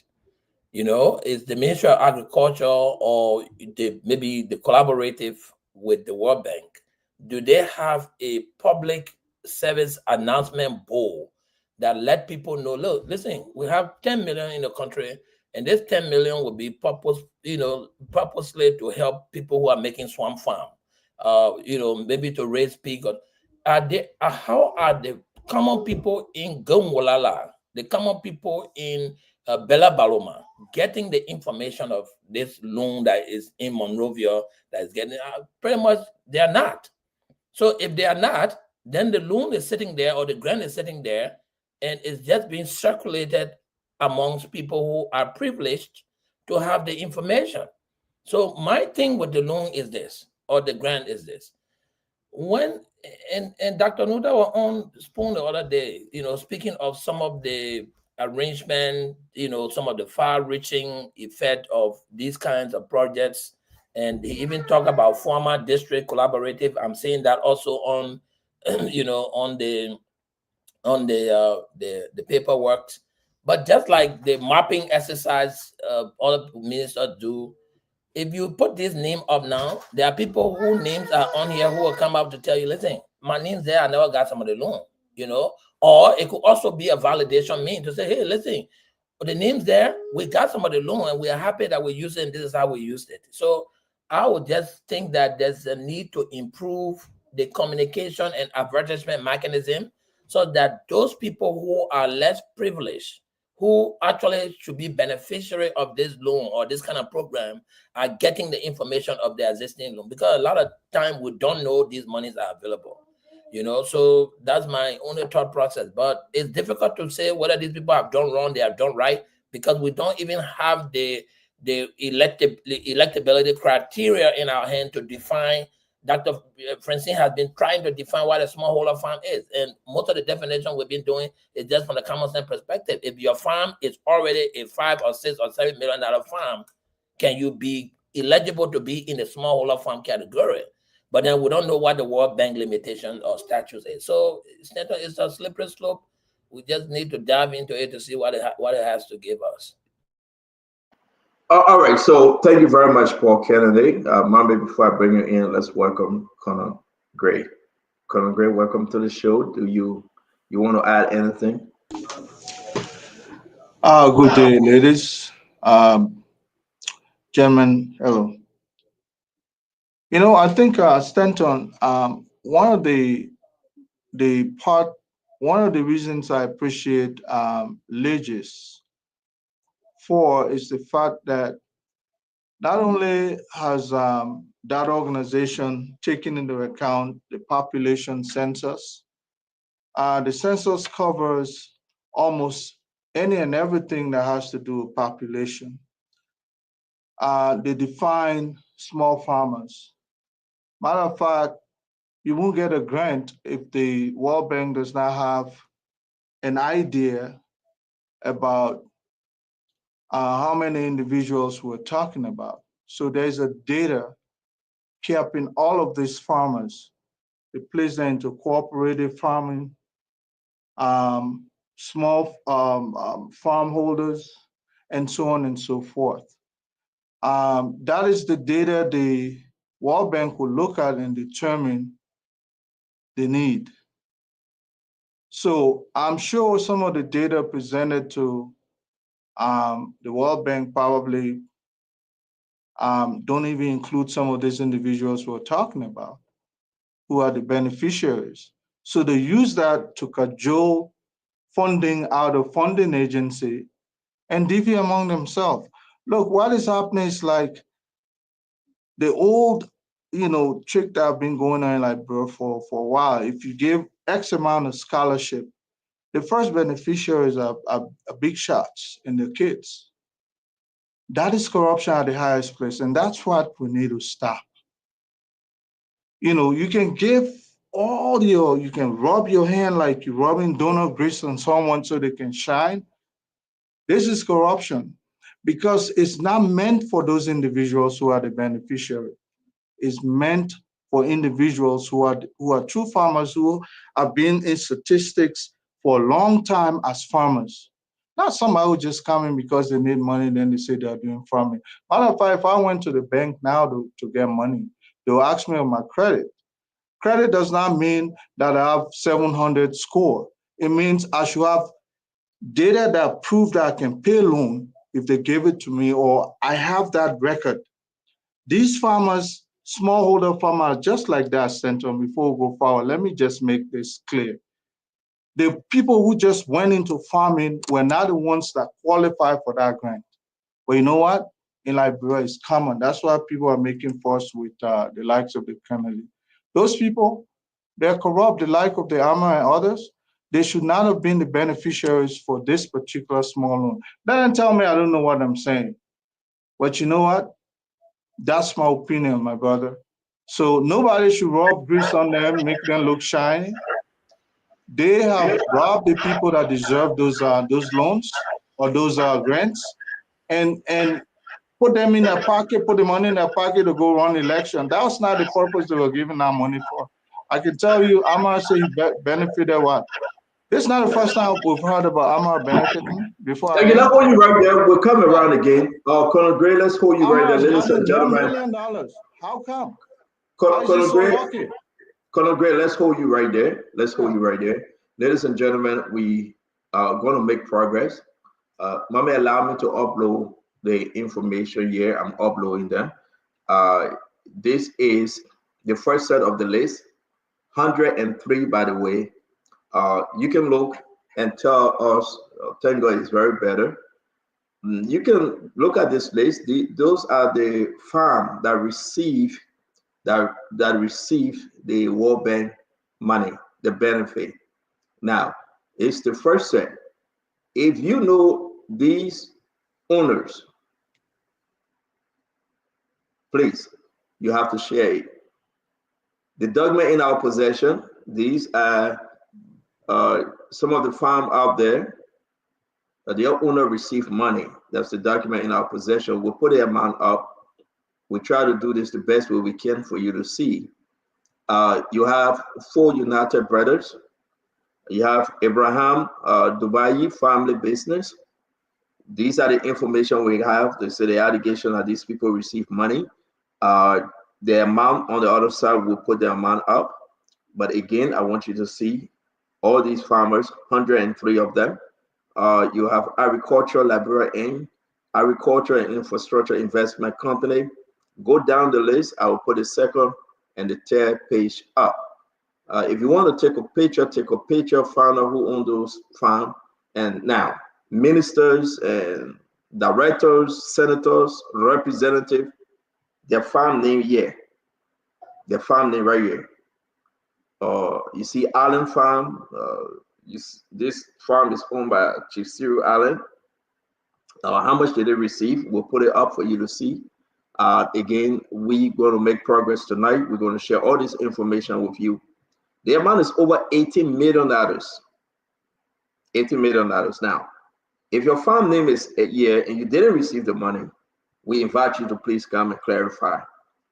Like Paul Kennedy said, if your farm name is on this list and you didn't receive the money, we will ask you to please come and clarify.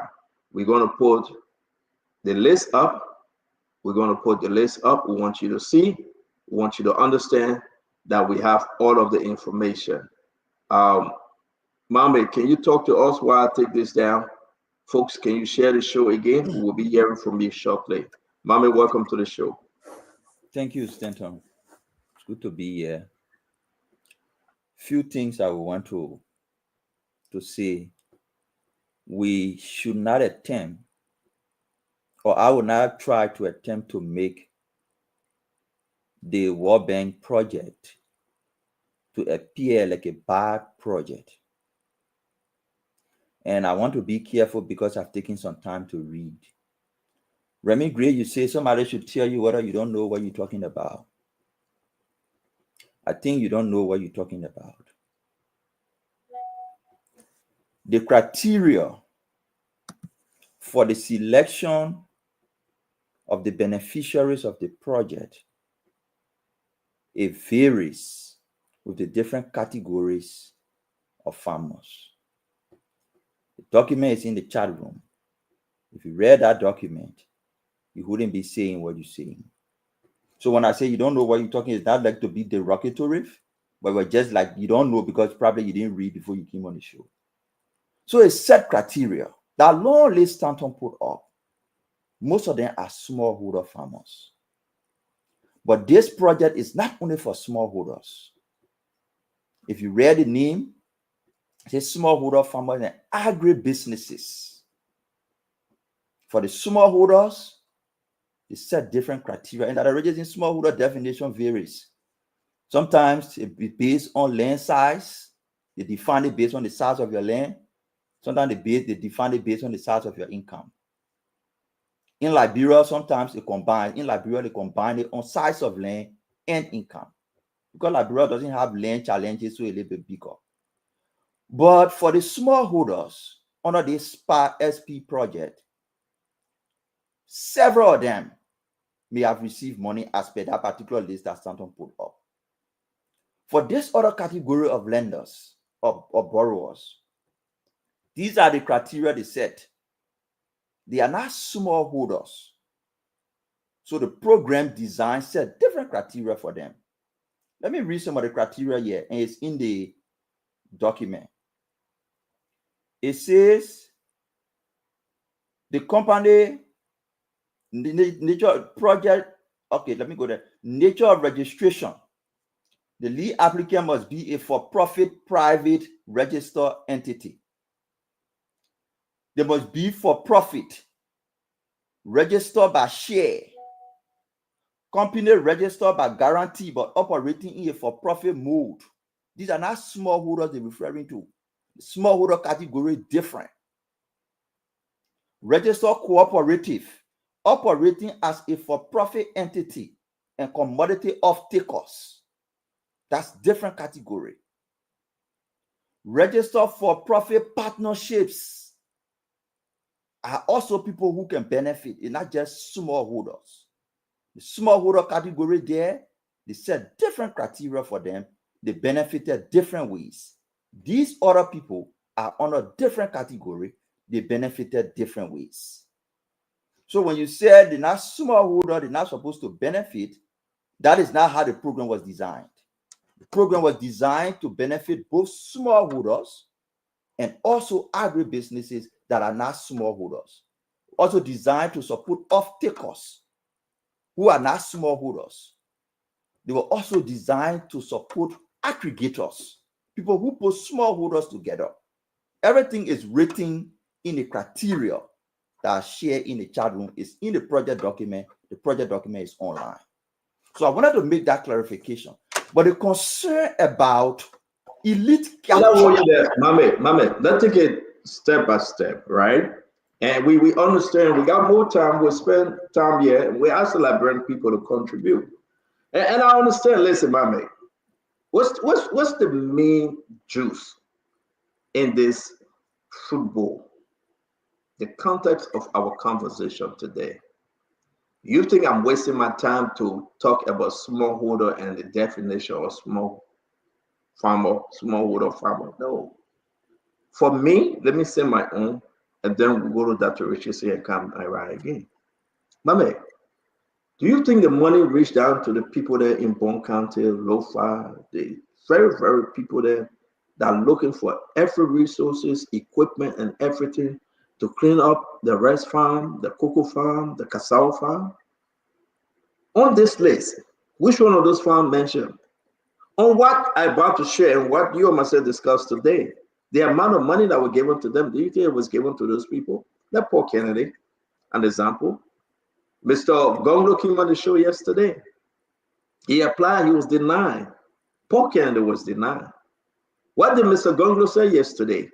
He said, Stanton, they give it to those that have political connection. Our argument as Liberian, be fair.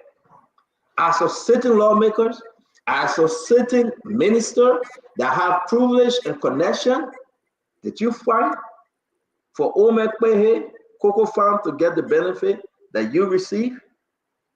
My man, let's be fair. So you want me to? And those are our argument. No, I want to work on Honorable Gray. Then I'm going to bring in Dr. Richardson because you allow your argument, Stanton. The only place we disagree is to make the argument that because you benefit, you must be a smallholder. I wanted to clarify that it was not designed just for smallholder. Okay, so you're clarifying the smallholder here and there. No, it just says priority. Priority shall be given to smallholder, including women and youth. Representative Gray, retired colonel, we'll come to you, sir. Let's do it because this will get heated because we all been reading the document and the amount given to those crooked lawmakers. And I respect my opinion, but we differ on the issue that because it should be about the people. Let me go back to Dr. Richardson, but let's welcome Honorable Akaris Gray. Honorable Gray, welcome to the show. So we're not hearing. Can you hear us? We are not hearing you, Honorable Gray. We are not hearing you. So check it out. Dr. Richardson, go ahead, man. So, I have some concerns about what Mommy put in the chat room in terms of criteria. Mommy put in the chat room, and he didn't read that to us here. He only read the eligibility list, okay? And the eligibility list is long. It talked about, like he said, company registered by shares, and it goes on and on, and to the end where it include sole proprietorship, which means that you're the only person who owns this company. But it says the capacity to implement. The capacity to implement, okay? To me, it means that you can gather a few people together in order to implement what the World Bank wants you to do. It doesn't mean that you the sole person who in a position to know what go on and how to complete application, and then you implement the $1 million. It also said commercial viability. All right. And then it says technical feasibility. Those things that it has here. Development impact. How are you going to directly and indirectly impact the community? That's one of the criteria here. Capacity development of outgrower. Smallholders.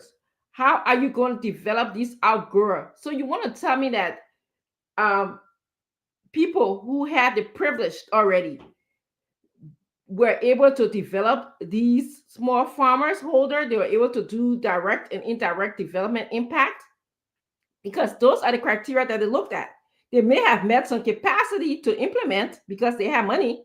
If you have money, you can implement a lot of things.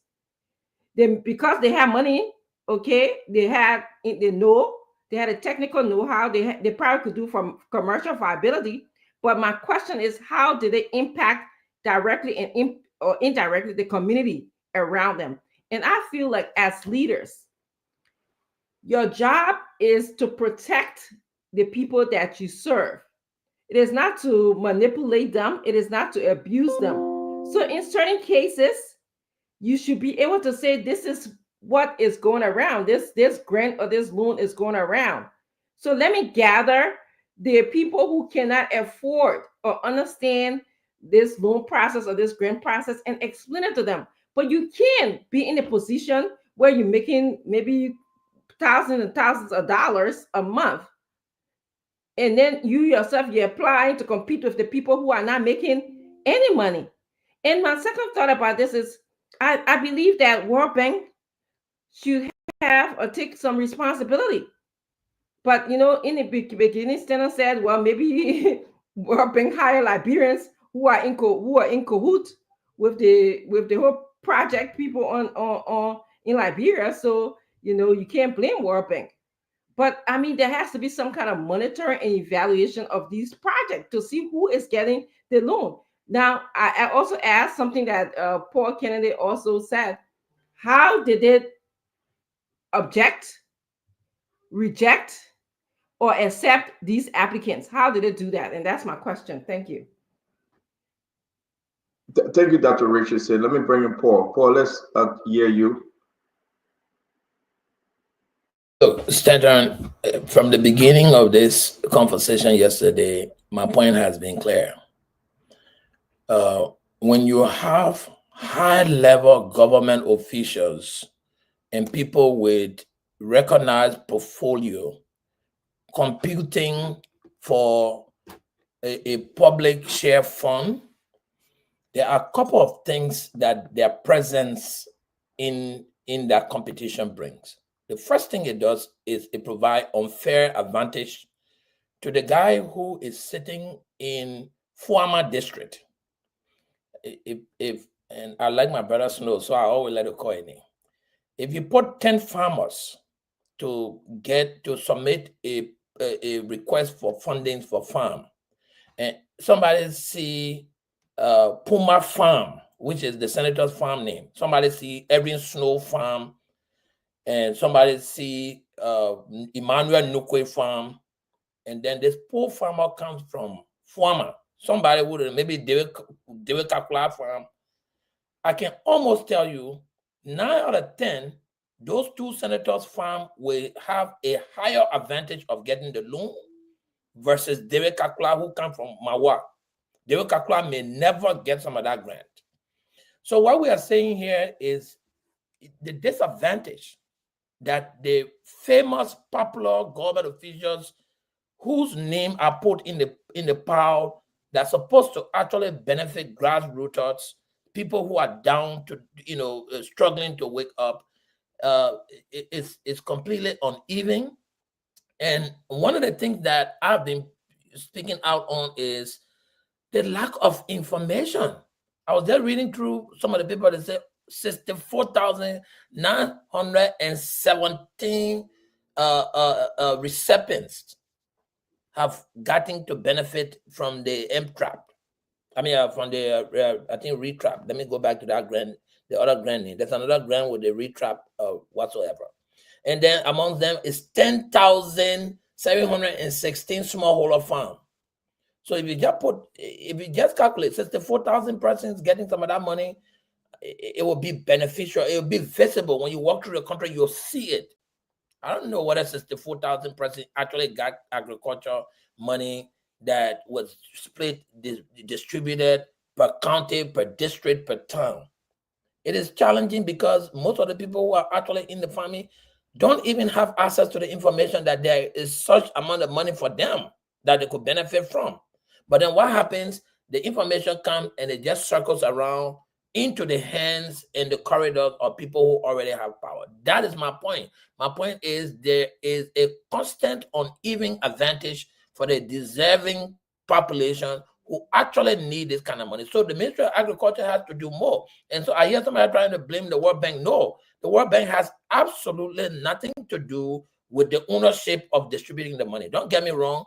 They have their project implementation unit who sits and works with the Agriculture Ministry to go and make sure that the money is actually in the hands of the people. Because what they do, they go and do assessment on the farm. But these people are Liberians. They are not people from Germany or they are our colleagues, right? So they could also be influenced. I'm not saying any foul play there, but there are possibilities that they could be influenced to move the money towards the big names and the most famous people. That's what we are saying, Stanton. So, let's continue to have the conversation and hope this improves so that the people who have the deserving needs for this kind of money actually get it. And that way it will help our agriculture sector to improve. Thank you very much. I want to see. Let's get to Honorable Gray. Can you hear us, Akaris? No. Is there any way you can check your microphone, Akaris? I mean, you on? You good? I mean, are you muted? All right, I will call you. I will call you and see if we can fix it. I mean, you are on, you live, everything. I don't know what's going on with your microphone. Let me bring in Remy Gray. Remy, before we go back to Mame. Yeah, Stanton, look, some of the names on that list. You have Atlantic Food, it's Amin Modad. You have Elmo Palm Farm, former Minister of Labor, Moses Y. Colley. These are the individuals that, this reminds me of when I went to serve as monitor and evaluate M&E on the poverty reduction strategy. People brought to me names of companies that were newly formed, and those were the ones that were on top on the chart to get government contracts, or fixing those small bridges, roads, and so on and so forth. People have this way of scuffling their names onto some of these lists as key beneficiaries. But one of the requirements this opportunity was targeting, the fact that you should be a woman, you should be 18, and youth and women, especially initiatives, were high on the agenda. Because And then also they said youth benefit organization. In other words, you have SMEs and other smaller farm owners or whatever you want to call them that benefit directly minorities like women, okay, in the sense that like children or youth. But look at the individuals who benefit from this process. That's why I say it's not different from what as obtaining like birth for a long time. Whenever you have this kinds of opportunity, Kennedy has said it. The small man that's supposed to benefit, the little guy, would never hear about it. Firstly, how the smallholders, how would they even know that these kinds of things exist? Because they are calling for evidence base that you should have this proof that you've engaged in this kinds of activity for some time. Most of these people who have access to the information don't have the longevity of doing this business. The common man in the farm may not even hear it, but that guy has been farming since his generation. But he will not benefit because you know what? He doesn't have proximity to this. That's why we say, look, when World Bank, other organizations, when they come to your country, they have collaborators along with them. Look, some of these people are the most corrupt people you can ever imagine that exist. They come in your country, they cahoot with certain people, they divvy the money, they're gone, people put money in their pocket. The intent for those initiatives never get to be fruitful because the common man will never hear about it. And I like the idea that if we go to scrutinize this list, about 90% will be government officials. And some of those initiatives don't even exist in the first place. And if you do an M&E now, that's what you come up with. But those are the ones who have proximity. Those are the ones that will benefit. That's how Liberia is run. That's why we're going nowhere. Yeah, so I agree with you. We're bringing Mame. Let me put this up. I'm uploading the one with the money, but if you can zoom in on this, folks. Thank you, Akaris Korea. Thank you, farm, the owners of those farms. You're doing extremely well. Calling Amin Modal with the Atlantic Farm and the rest of them. We get Chief Cyril Allen. We get Besson Family. We have Amara Conan. The amount of money these people retrieve now, you got two programs, the Star P and that of the Retrack. Now, it just what you are seeing here is not part of the over 100 names and farm that will be posted today. Avatu farm received $127,511. Batten farm, the name is Batten. Batten Yenswa Batten. Batten farm received $220,000. Now, who owned Batten farm? From Bon County. Who owned Avalo farm? From Nimba County. And you got Allen Farm. We identified this farm from McGibby to be Chief Cyril Allen Farm. That farm received $196,000. Mako Farm from Moserado County. Where in Moserado you can find that farm. That farm received $200,000. Now this is Amara Corner Farm in Bapolu. Majuma Farm received $250,000.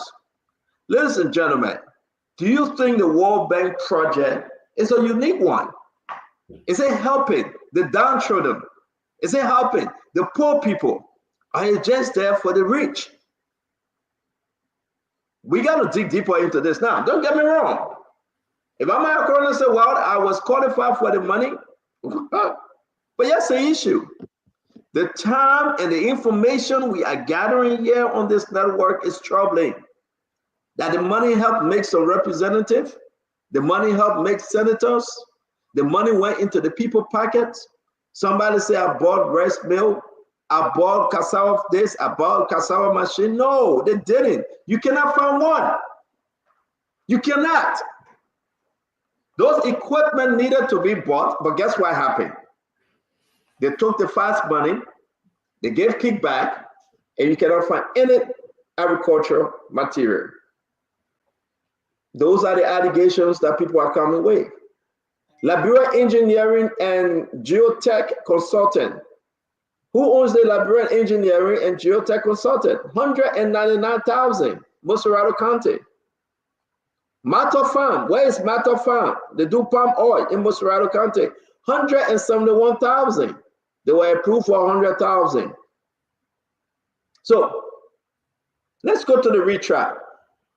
Let's go to the retract. Kulu Farm, poultry, 261,000. Agro Animate Innovation, 88,000 in Moserado County. Nima Pastry, 156,000. Cassava, Nima Pastry, Moserado County. Woyi Agro, 152,000. Moserado. Snack Shack getting their own, 160,000. Moserado County. All right. They went in for 160, but they gave them more. They gave them 180. Okay. Angie Agro Hub, 80,000. Nazo Farm, Nazo, pronounce it the way you want to pronounce it. The people say we give you 142,000. Where the hell these people coming from that they getting this money? The old people that go on the farm every day, guess what happened? They don't know about this. Nobody helping them. Bakoni Farm, Share Ago, Okpaningba, Robert Enterprise, 80,000 Makibi. So now, here's our argument. And again, we said thank you for joining us. You have to share this. Everybody got to see it. These are just some of the names. Over $80 million fly out under President George Manneh. We are creeping into 2024. Now ask yourself, this loan or grant can only be approved by Samuel Toy, the finance minister, and Jenny Cooper, the agriculture minister, both under George Manneh. We are. Then somebody say, but did Alexander Luther approve any of this grant? We have that answer. We'll be giving you our answer after Monday. Who are some of the ministers now? People start telling me, well, remember, Alexander Luther took the money. Yes. Alexander Luther, he was qualified for $46,000. The current agriculture minister at today, he was qualified to receive, he was approved to receive 46,000 United States dollars. Now, in equipment, we have the engineer information. He built a warehouse. We have that document. He got rest mill machine. He got other machine. I have all of the document. I will be sharing with you. I will share you the document likewise. Your questions are my question. Let's have a great show. Share the show. But this is getting serious, ladies and gentlemen. Seeing the kind of people that are receiving the kind of money. Mama, talk to us. Stanton, we are on the same page with the concern about elite capture. I, over 6-7 months ago on the same show, raised issues how when there are funding opportunities, the big shots receive it, open farms, there's a mass exodus of smallholders from their farm to work on the big farms for starvation wages. I raised that. And I said that has been the modus operandi. That has been the approach, the design, where big people benefit and small people remain where they are. And the line of inequality continues to widen. On the line of saying that, what I disagree with is the misinterpretation of this project is what I disagree with. But I agree with the fundamental argument about elite capture. This is not the first time. The United Party government, forget about the one at George Weah. The United Party government before George Weah provided agricultural stimulus and put that money into AfriLand Bank. Most of the beneficiaries were big people. That is established. Now, for this project, And it is because of that this project was designed in different ways. Smallholders are not competing. There are other categories of people that can even provide matching funds. So they get the smallholders who get different categories. Instead of you posted a list in the chat room, over 68 of them. What the number here? That you posted in the chat room, Stanton? Yeah, you're right. Let me put it up again. 68. 68, yeah. Smallholder 68. All of them amount totaling to 7.4 million. These people are in different categories. Their criteria for selection is different. They're not competing with the big agribusinesses.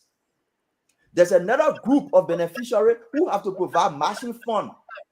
So if the bank is giving you this amount of money, you have to match it with certain amount. I put a matching fund table in the chat room. So there are different categories of beneficiaries.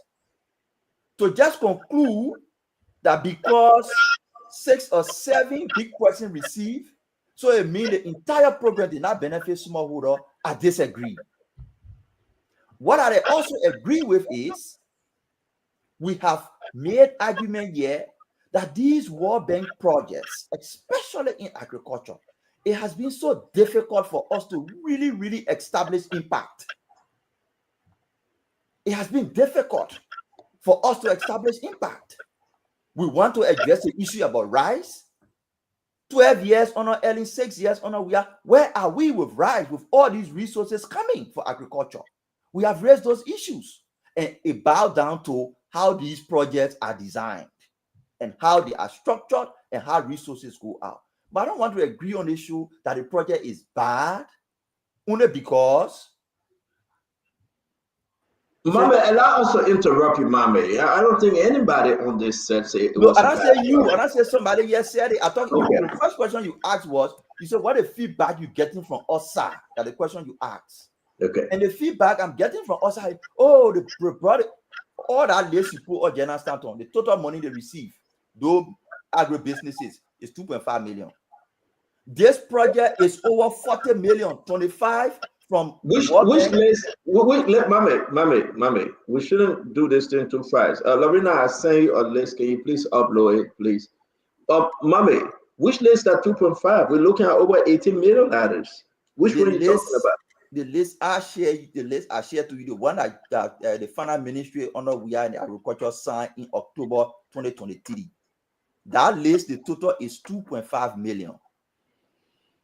2.5 million. But it's just a select few. Good. So the point I was trying to draft through there is, it's not because all of a project of 25, 23 that's up to $48 million project, 2.5 to agribusinesses doesn't mean smallholder did not benefit. But it also doesn't mean smallholder benefit. So the feedback I was getting before coming on the show was the World Bank brought money into the country and they just give it to. We cannot identify the smallholder farmers, Mommy. Can you identify any one of them? Are you the one posted the list of Jenna? Yeah, can you identify any one of them? I don't know them, honestly. Most of the people you see over there, Mommy, and that's why I'm trying to help you here. Most of them are ghost names. Amongst those people that are ghost names, those are the elite. The people that have political influence. You talk about the Cyril Allen. You talk about the Amin Modal. You talk about the Besselgar family. You are talking about the Amarakone. We can go down the list, Mommy. You know that you find some name over there called Facebook Farm? What the hell they call Facebook Farm? Which one they call Facebook Farm? Mommy, we got to be serious over here. Look at this list. If you please zoom in. Hey, man, I beg you, I will try to zoom in. This is the retract. We are looking at 18 million. The amount of money these guys done took on the right. I will try to zoom in. If only my sister can help us do that, it will be fine. We are in a serious mess, ladies and gentlemen. So I agree with you. I'm not going to beat on you, but I want to ask. Under George Manor, we are government. Mommy, you have almost $200 million from 2018 to 2023. You distributed money to people that come in to run for the election.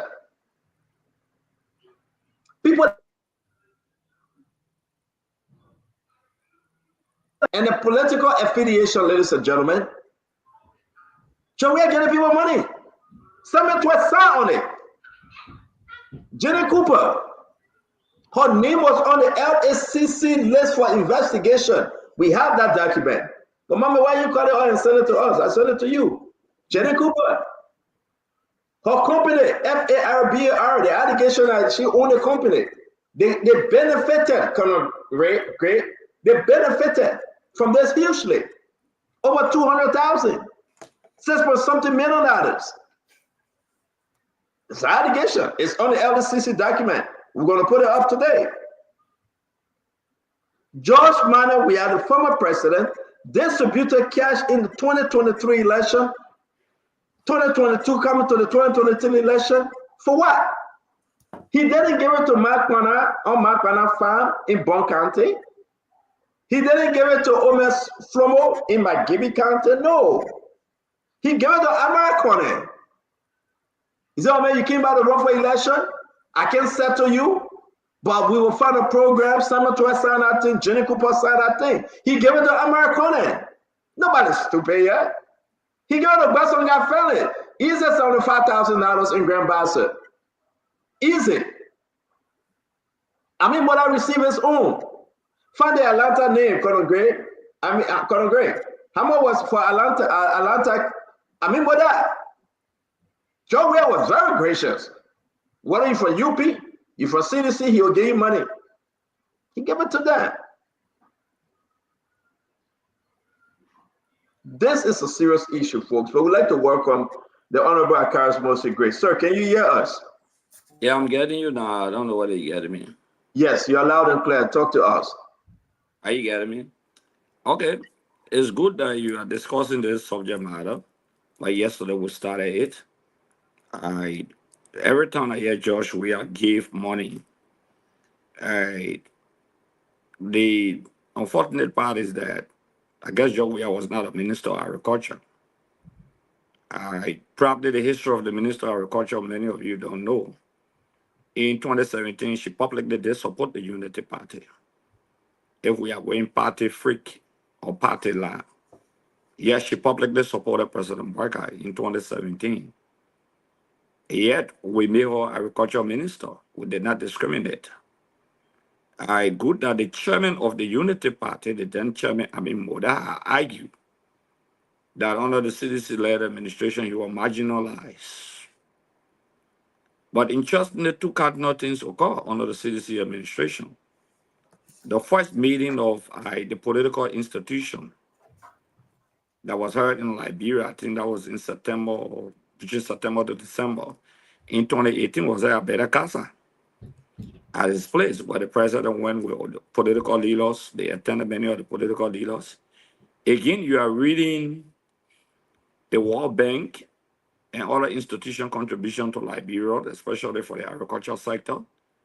He was chairman of Unity Party, and a former chairman of Unity Party, and benefiting from the process. But you struck a very important point.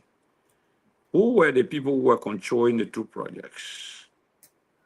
Steve Marvey controlled one. Tanu Jacket controlled another one. The both of them have publicly supported the Unity Party, not just in 2017, but in 2023.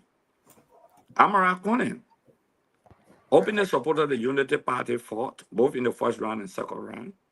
In fact, he was seen as the greatest rescuer, who said maybe you should, how they call it, so I can't remember the exact word about your expectation. Okay. He said lower your expectation. Lower your expectation, I mean. So Amara benefited. So you said something very important.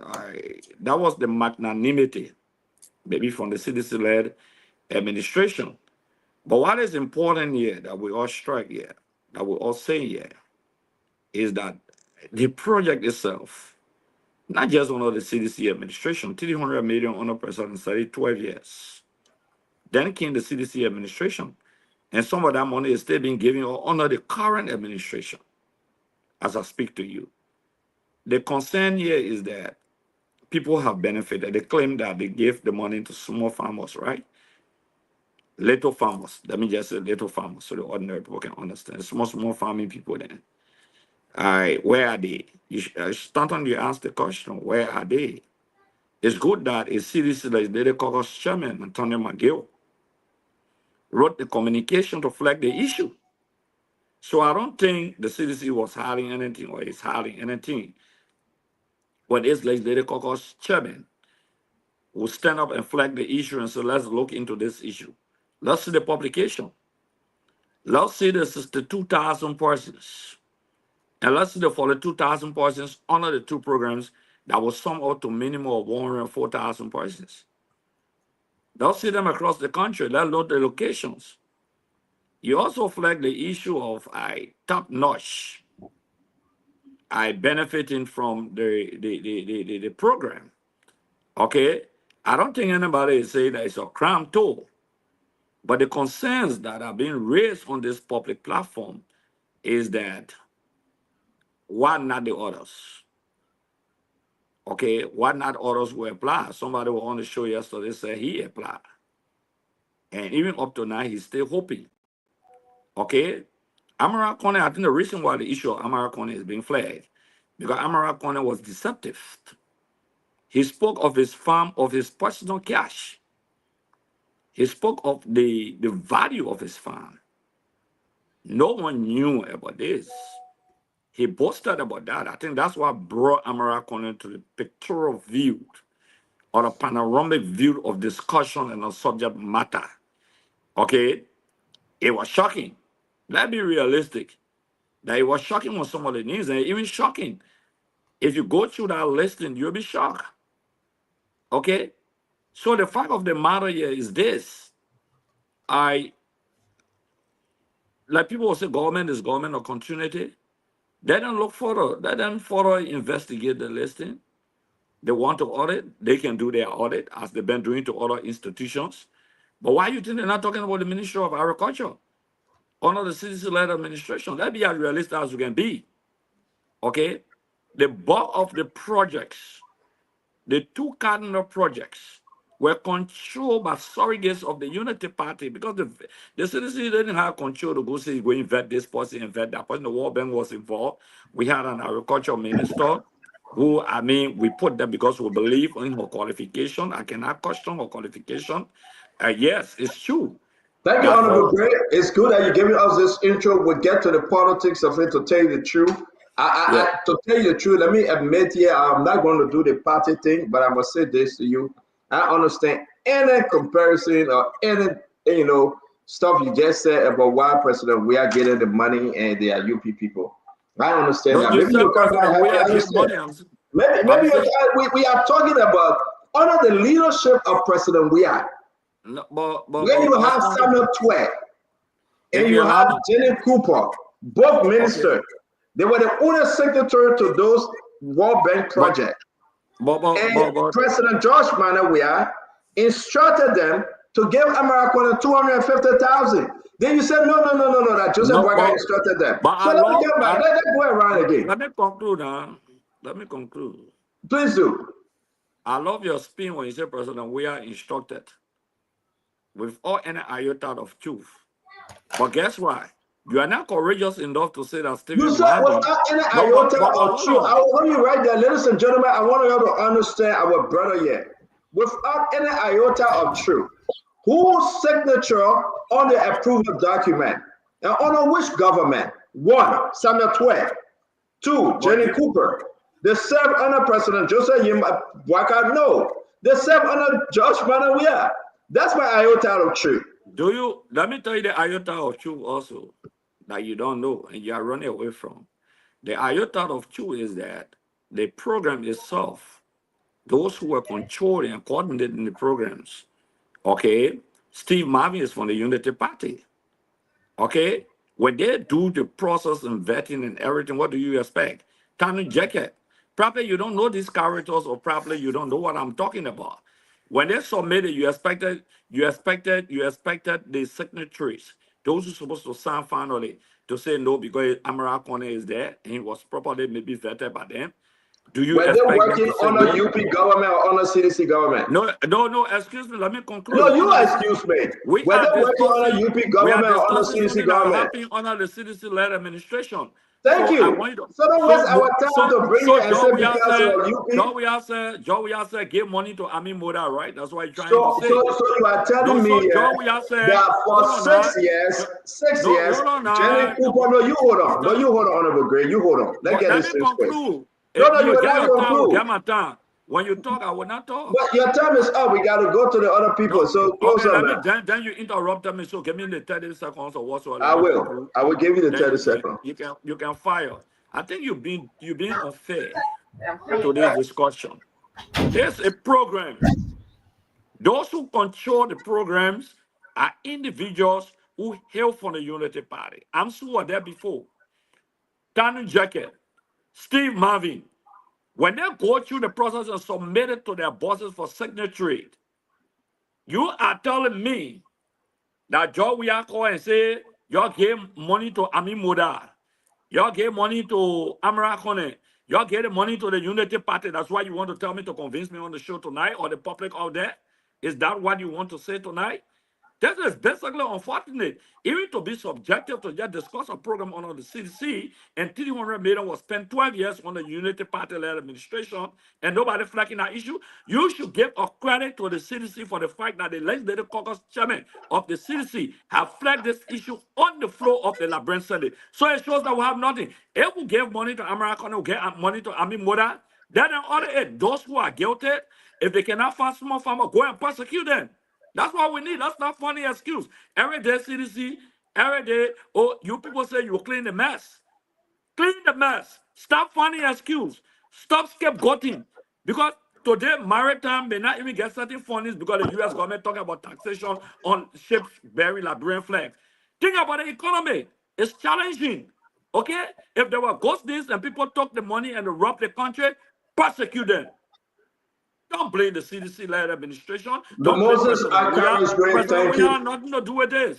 Moses Akaris, great, thank you very much. Again, we want to say to all of you that joining us, welcome to the Spoon Talk. We are addressing and discussing the World Bank fumble money that came to the country. I said fumble intentionally because people used the money for election purposes.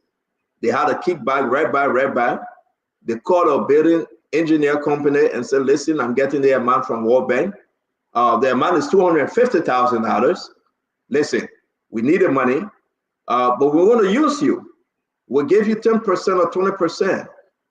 Just give us the cash, present the document, and let's ride. They use the money. They use the money. Look at this document. $18 million. $18 million. This is not a joke, Fred. The people walk away with a huge amount of money. I'm trying to zoom in for you to see clear. We have a report here, and I will put it up. The report for the very World Bank says Liberia abandons agricultural transformation to NGOs. No, Stanton, I published that stuff. I published that document in 2020. No. I will come to your publication, Mami. I beg you. I will come to your publication. I see that you did that, and I can put the year up. I will put it up for you to read it. But I want to make a point. Hundreds of millions of dollars spent. People are crying on this thing. But how can you say from 2018 to 2023, 2024, hundreds of millions of dollars spent, but guess what happened? World Bank gave you plenty of money, $80 million. Warrior Acro, look at the money the person received. They're supposed to get 158. They applied for. They gave them $135,000. Wawa Happy Poultry Farm. You cannot find the people that own these farms. You cannot find some of them. Wawa. I told them a coffee place here they call Wawa. Wawa Happy Poultry Farm. They apply number 66. Look at it, my people. 38,000. They gave them 34,000.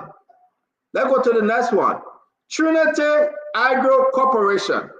This Trinity Agro Corporation, that the current agriculture minister, Alexander Nutter, that's his farm. Trinity Agro Corporation, Alexander Nutter farm, on page 65, right there. He applied for $139,000. They gave him $69,000. They still get bonus for him. So he took over. I don't know whether he received the bonus, because now he's the agriculture minister. Guys, listen, let's be fair. Topa, mobile farm. We're going to put all this stuff on USCA. Stama Kamo farm. Tabeta enterprise. How in a good heaven you think this is a joke, ladies and gentlemen? Millions of dollars. I know Akaris will want to give this pay and say, but people that aren't job we are who work on a job we are government summit 12. Yeah, but hold on now. Akara, but don't come and interrupt the show now. I'm begging you. We'll put a name up if you can identify the Unity Party. Name them. Yeah, but so Akara's Gray, with all due respect, you are interrupting the show. I'll put the list up. I'll put the list up for people to help us identify. I wanted to pay my desk one at all. I won't interrupt. Thank you. I'll put the list up for people to help identify the farmers. And then we can put a name up. I'm calling agriculture minister. You think I can call Galaba Kotima or Deba Vabla name? I can call any President Baga didn't understand how to call it. Trust me. And let's go through them. Mommy, we'll get to you after Dr. Richardson. We'll go to Paul Kennedy. Let's make progress. Let's welcome our brother Asido. Welcome to the show. Former deputy minister. Welcome to the show. Dr. Richardson, man, this thing getting scary by the minute. No justification whatsoever. People are covering themselves. You know what? We are here again talking about millions of dollars went in breeze. Most of this name, these farm names, they are vla. They are empty names. They ate the money. They lied to the Liberian people. The only name you will be able to identify, the Amin Modar, the Amara Conan, the Besonga family, the Dr. Nuta, those people are up there. Only the farm that you identify. Talk to me. And let the Liberian people hear us on this one. So it's safe for me to say that at least 80% of the people who were supposed to benefit from this loan grant project did not. And I agree with Mami where he said that the World Bank approach was to allow the big people to benefit, while the small people, I believe, work underneath the big people. He didn't use that word, but I'm just paraphrasing what he said. So when you go on the Ministry of Liberia Liberia Agriculture website, the Ministry of Agriculture Liberia website, you will find that this loan program, grant program, was supposed to target women and youth. Okay, women and youth. There's supposed to be at least 30% women, 35% youth. So I don't know how they broke down these requirements or who is who on that list, but I want to see whether 30% of women or 35% of youth got this benefit. They also say something that Mame said earlier. He said, "Oh, agro businesses were involved," but they say that agro businesses and business development enterprises with good business linkages to smallholder farmers. So even if you were a agro business, what were your linkages? What were your good connection did you have to smallholder farmers? Now, of course, my American or other somebody can come and argue, well, maybe because I went to a smallholder farmer and talked to them, that means I'm good. That's a good business linkage. For me, that's not good enough. Now, they also said that they needed to improve the value chain. That means that they should have residual effects. This loan should be effective in other areas, like for people for the tree climber, the people who are going to climb the tree to cut the palm nut, the people who cut the palm nut, the people who told the palm nut, is she supposed to help them? Did the loan help them? Did the grant help them? I'm not sure about that. I have to dig more. And lastly, you know, we can come here and say, well, the World Bank said that this program was satisfactory according to their standard, or, you know, the people who got this loan was meeting the criteria. But again, I want to say, once you are a leader, you're supposed to be looking out for the people that you lead. If you know our country don't have the capacity to educate, or for these small holder farmers to complete the application in a way where you know it's acceptable worldwide or acceptable to the World Bank, then our leaders are supposed to be able to negotiate and communicate with the World Bank and say, well, that application that you send it to Liberia, when there's certain people with benefit, is not applicable to the small farmers. But that did not happen. When there's certain groups, they're well learned, the people who are familiar didn't want to receive this loan. And that is my problem. Thank you. Dr. Richardson, thank you very much. Ladies and gentlemen, we'll go on our other conversation. Let me go around all of this thing. It's only happening that you got Prince Moyi farm on this one too. Are you kidding me, mommy? Is this how this thing was structured? So let put some information together here. Tell the World Bank and say, listen, you get all the lawmakers and those people that are running for office money for the farm. And within the same year, they won the election. Now they are senators and representatives. They are ministers. How do you think they will feel, though? I mean, I'm just asking this question for people to understand.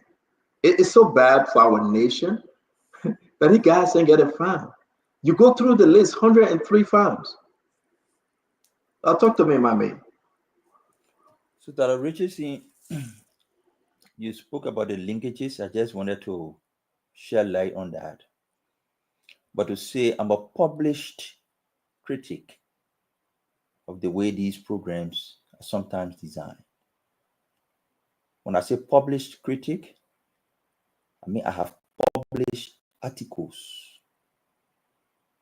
criticizing the way these programs are designed. One of which Stanton was referencing, I was just telling you about now that I was trying to cut you off, but I didn't want you to say it's the World Bank because it's not the World Bank. That's Stanton was referencing. I published that. It's online. So I come to the discussion with a history, a published history as far back as 2021 of how these programs are designed, but also not to make it appear like the message I'm getting from the public. So to your question about linkages, this is what we refer to as linkages. When they say the project should be able to be in the linkages with smallholders, for example, Cereal Island Farm. The smallholders who are there producing rice, but do not have the capacity to process rice, Cereal Island has a processor that this project supported, a bagging system. It has the infrastructure. So those smallholder farmers will link to Cereal Island. They will produce, he will process, and then he sell. That's the linkages they refer to. So they identify people who are strategically positioned wherein smallholder produce, but smallholder do not have the capacity to add value. You can produce, you can provide a rice processing machine for each smallholder in the country. So Cereal Island, for example, in Magibi County, say he has some resources and experience, you invest into him. Then all the smallholder around his catchment area will bring their rice to him to process instead of their rice living in their hand to spoil. And say you don't have the resources to buy processing machine for each smallholder, you give it to somebody who already will be established, that those smallholder can link to and process their rice instead of their rice spoiling. The same thing with oil. If a farm in this area has an oil processing place, for example, in Amara case of Bakulu, everybody who producing palm in that area but do not have the capacity to produce and add value and put it in gallon, and you can produce, you can provide machine for all the smallholder farmers. You provide for somebody who has the capacity already. then all these smallholder farmers will link to them. That's the linkages they're referring to. But like I said, the program has up to 3 different funding mechanisms. They get the smallholders, their criteria are different. The way they select them is different. They get the agribusinesses, they get different criteria, which is high level. And they even have the aggregators. For them, before they even give you money, you have to show matching fund. It's written in the document. So there are 3 categories. Giving one money doesn't mean the other one not getting, but to the point of accountability on these projects, it comes back to ask question: where are the results? Where are the results? We are still surviving on the importation of rice. We are still surviving on importing pepper and cassava from other places. And that is what my article was addressing, that we abandon agriculture to NGOs, but farm productivity is falling and our reliance on foreign import is increasing. That's the argument I was making. Great. This project is now managed by 2 persons. If you had the time to read the structure, this is what it says. Nobody making politics here with CDC. But when you come and want to exclude the entire government and want to blame Tanu Jeke and Steve Marvey and exclude the entire government, then we'll have to correct you because you're wrong. This is what it says. The project is managed by a committee that is chaired by the Ministry of Finance, Ministry of Agriculture, Ministry of State for Presidential Affairs, Ministry of Justice, National Investment Commission, Ministry of Commerce and Industry. That's the committee that manages the fund. You want to bring ordinary project manager and leave the statutory committee established to manage the fund? Why you do that? So let's leave shifting blame. Let's discuss the contextual issues here. You can't blame Tanu. You can't blame the other man. You want to blame I agree with you, right? And we got to set the record straight. All these people work under George Manawia. Yeah. Nobody, it was George Manawia era. Oh, we didn't like Jenny Cooper didn't like it. Your business. Y'all have her for 6 years. If I hear this thing now, I wonder, are you serious? You had Jenny Cooper for 6 years. You had Samuel 12 for 6+ years. You're still having. Who forced you to keep them? They signed on the money. $250,000 go to Amarakone. And most of the farm that Vlad, the farm their name that just fake names. So we should be questioning Amarakone again. Did you eat some of the money too? But you know what though? You said something before we go to our brother Paul Kennedy. You're right. Because President Boaga is not persecuting. President Boaga said, and Colonel Gray is mad because President Boaga said giving you leeway. When the LDCC submitted a document to persecute Jenny Cooper, the information was very clear. President Boaga said he's not touching her.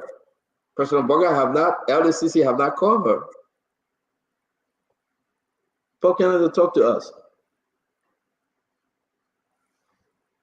Stanton, one particular project I would like to bring your attention to is called the Retrap. The list, you remember that list you put out with the 68 names?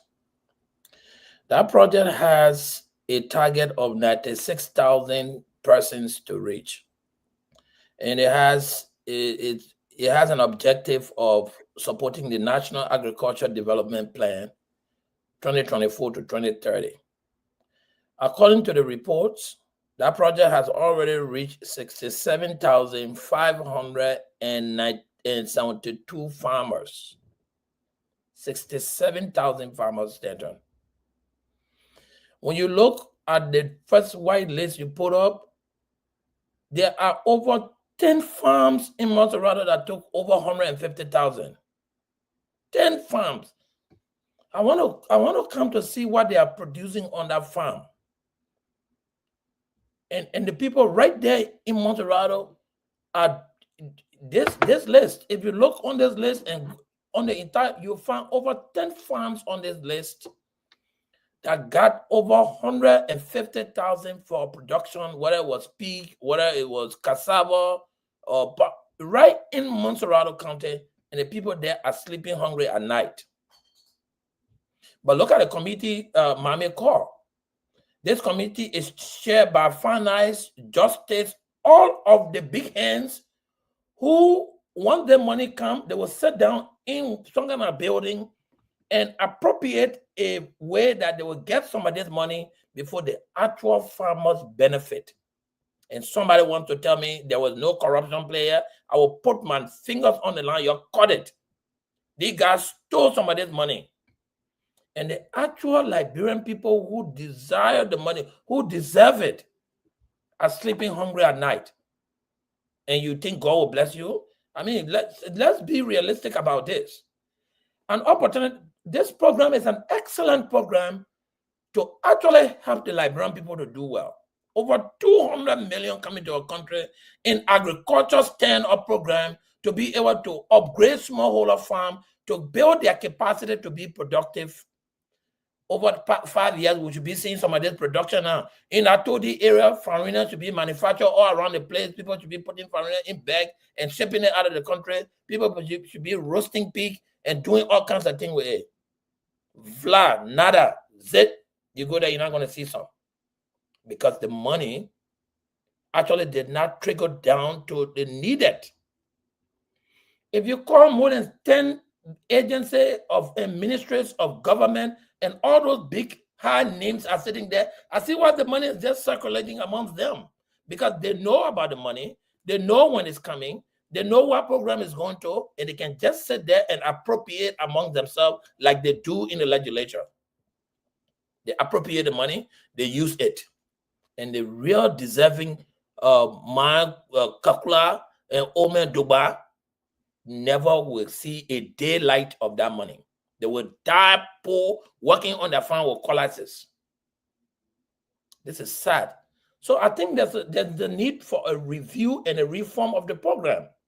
If this program will be effective, the government, if rescue government really want to help us enter, the government needs to review this program and reform it. It needs a reformation. But I bet you nobody's going to do it because somebody in government hands is in that cookie jar. So what we're saying here is just another water wasting on duck back. Our only job is to see it, unearth it, talk about it. After 2 weeks, it goes down and things, business come back as usual and life goes on and everybody's happy. The people who can't get will be sad. And that's the end of the Liberian story. It's a sad story. I read a book about it. Thank you very much. We'd love to read our book. Let me bring in retired Conan Everett Gray, then we'll go to Acid and Lakaris Gray. You know, Stanton, when it comes to plundering and raping the state, people don't see party lines. That's why sometimes I don't like the political discussion, my party, your party. Those people will connive as long as it comes to plundering the state.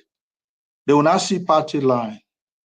You know, show me on that list, or show me like bro where they have a Valo farm that is owned by Valencia, William Dix, and Jefferson Kinney. Or show me Kualu Farm and Resort, you know, that is owned by Bella Roberts. They're all there on that list. Show me some of those, you know, or Mako Farm that is owned by Miriam Marco or Mako. The fact about the matter, when we talk about these NGOs come in our country, this international organization, when we talk about they connive with these people, there are three things this kinds of organization, World Bank and any kind of UN international organization, three things they do. They facilitate bribery, misappropriation of funds, and fraud. And if you go down the list, the World Bank is no different because they engage in passive corruption, active corruption, misappropriation, nepotism, fraud, kickbacks, double funding, and all of this. Go down, you see some people requested for small amount of loan, they hype the loan up. Because you know what? Someone get their cut there. Who you think you're gonna get? If you are poor, you're asked to DV $5 million to somebody. They say just randomly just go out and give people $5 million. If you are corrupt, you think you will let our money go by, or you getting your share from that? So that is the question. Those of us who study NGO at the professional level, that's exactly what our findings have been.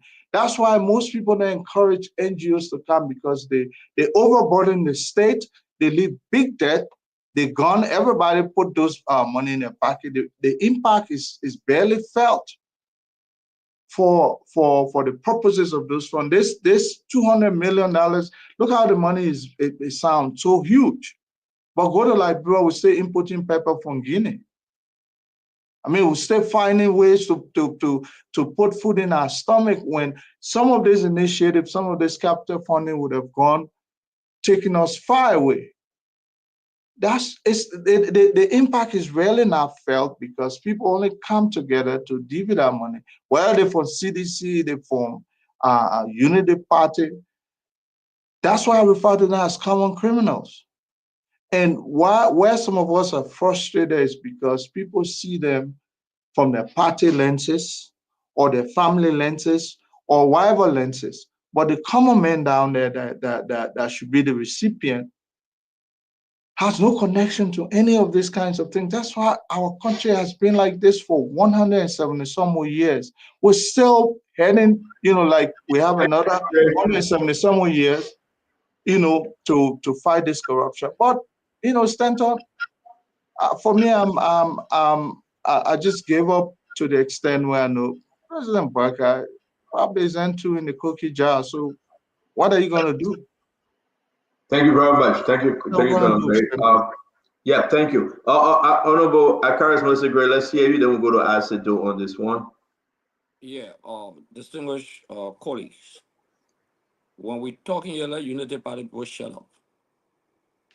And I mean, shut up. 300 million of this money, President Barker presided over for 12 years under the Ministry of Agriculture.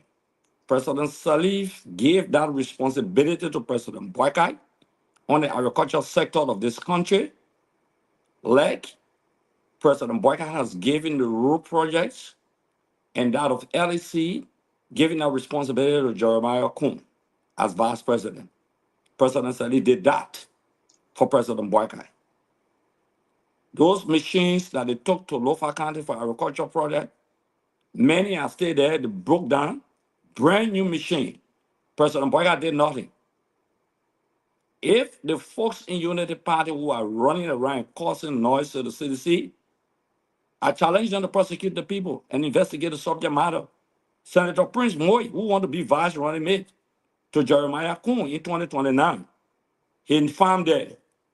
The play President Barker used to go eat passion fruit to Passion Farm. Vapla, Senator Vapla, and Horseman. That is some of the 2,000 they gave to them. That play President Barker used to go sleep to that hotel also when you go Bon County. He hand there. Remy, you said something, he hand in the cookie jar. Now, not only that, the chairman of the Unity Party, Amin Moda, that used to faithful and care President Barker house. He hand also in the cookie jar. And he rating there. And I campaign rescue father Amara Kone rating there. You can say anything what y'all want to say about the CDC. Mommy say I won't correct you, Mommy. He said mere project coordinators. The people who are project coordinators taking full responsibility down there.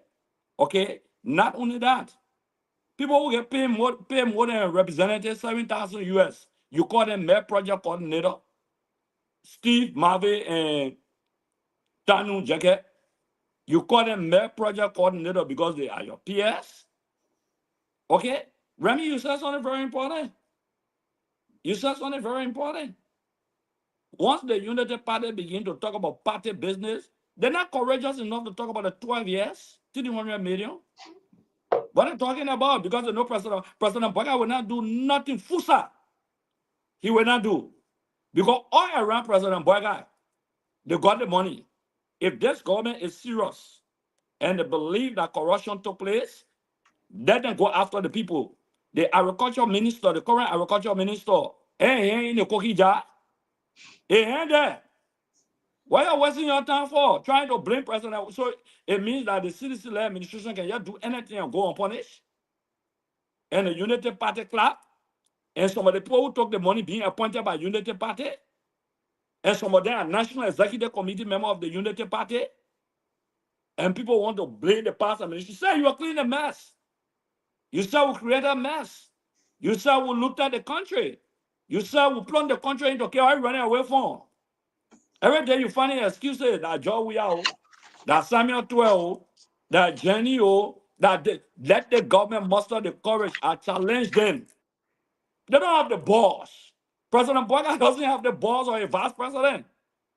They don't have the courage to prosecute the people. President Boga used to go eat the agricultural money, the fruit, and all that thing that they produce. And I earned some of the passion fruit in Bonk and the passion hotel.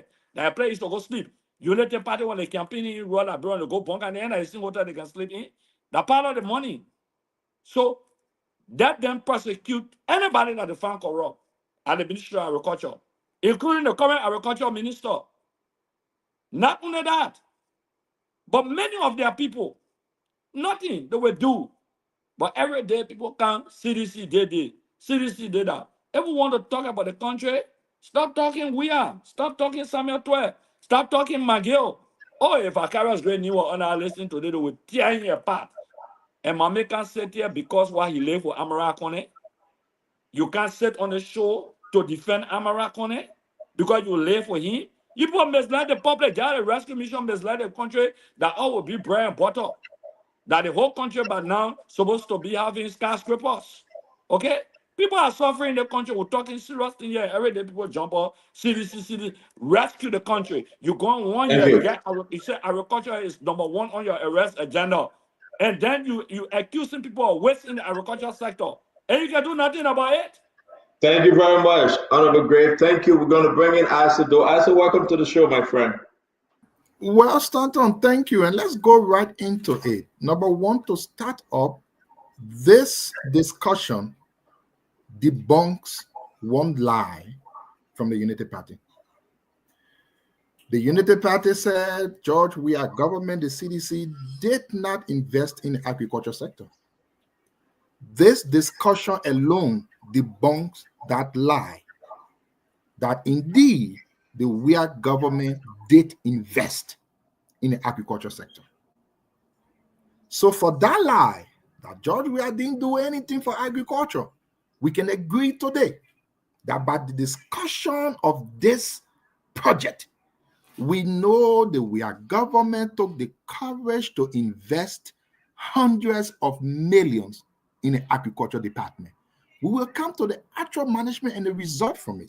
But let's debunk this first lie. Now, the second thing this discussion tells us is that the Weah government was a unifying government in a way that they solve economic problems not based on partisanship. For the fact that even UP current ministers benefited from projects under the CDC government. That two things we can agree will be put aside tonight. Now let's go to the implementation of the project. This is one of the places where some of us felt the CDC made mistakes. What do I mean? This project was managed, implemented by 3 core Unity Party partisans. Akaros going to mention them, but let me go further. Talu Jeke, who was the Deputy Managing Director at the National Transit Authority under the UP 12-year government. Steve Marvin, who was the Deputy Minister for Commerce under the UP 12-year government. And a hardcore Unity Party partisans, Kala Toto. These were the people that managed the project. Unity Party partisans. They were the direct implementers of the project. Now, someone talked about the committee. What work did the committee perform? The committee's work on the project that Samuel 12 and other people headed was merely stopped at the point where they review and they approve the annual work plans, the budgets, the report. The annual work plan say we will be disbursing 90 million this year. They agree, they approve it. How that money is being disbursed, who is being disbursed to, who went on the field to do the verification, were the Unity Party partisans that we're talking about. Unity Party partisans. Let me list them again so people hear it. The former please set it, turn to lower the radio or your TV, please. The former deputy minister at Commerce, Honor Ellen 12 years, Steve Marvin, UP. The former deputy managing director and National Transit Authority, Honor UP 12 years, Talu Jake. They managed the project. As we speak today, Unity Party partisans benefited, even the current Minister of Agriculture. So is the minister himself not sure that this project was either mismanaged or not, that he is sitting and doing nothing? I don't know how. And let me end up also by making this correction.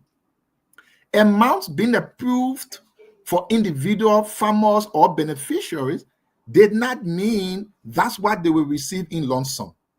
It only meant that's the total they will receive for the duration of the project since they were approved. And the disbursement phases actually go in line with meeting certain benchmarks. So if you meet this benchmark, we give you 10%. And today, as we're talking, the project is still running in the Ministry of Agriculture under the Unity Party government. So if CDC, for the sake of argument, was stealing a certain money when the project was being run, who is stealing the money today? Today, as we speak, today, this date, March 14th, who is stealing it? So you see, people, the issue of continuous complaint from this government, continuous excuses, will need to stop. And the government will need to get to work. Thank you. Thank you very much. So, ladies and gentlemen, thank you again on this segment of the World Bank funding to agriculture. I think our brother Akaris Mose Gray and I think they are in one of the biggest error if we should discuss this on party line. You heard Asido naming everybody responsible for the project, but you couldn't call 720. No, I did. I called 720. Excuse me, sir. I didn't interrupt you, please. Yeah, I was just correcting you. I did. No. Don't interrupt me. Now, how we can get in argument? I beg you. Let me finish talking, please. Yeah, but I just correcting you. Again, I say you were not interrupting, please. You had your time. You spoke. Nobody interrupted you. So, ladies and gentlemen, these are the errors we can make. Intentional error just to play politics. As you can see on this, the Fund Advisory Committee, FAC, composition. The FAC will be made up of a representative from the Ministry of Finance. Honor George Manawia, the Minister of Finance and Development Planning. The Minister was Samuel Twe. Intentionally, I said, though they didn't call the minister name.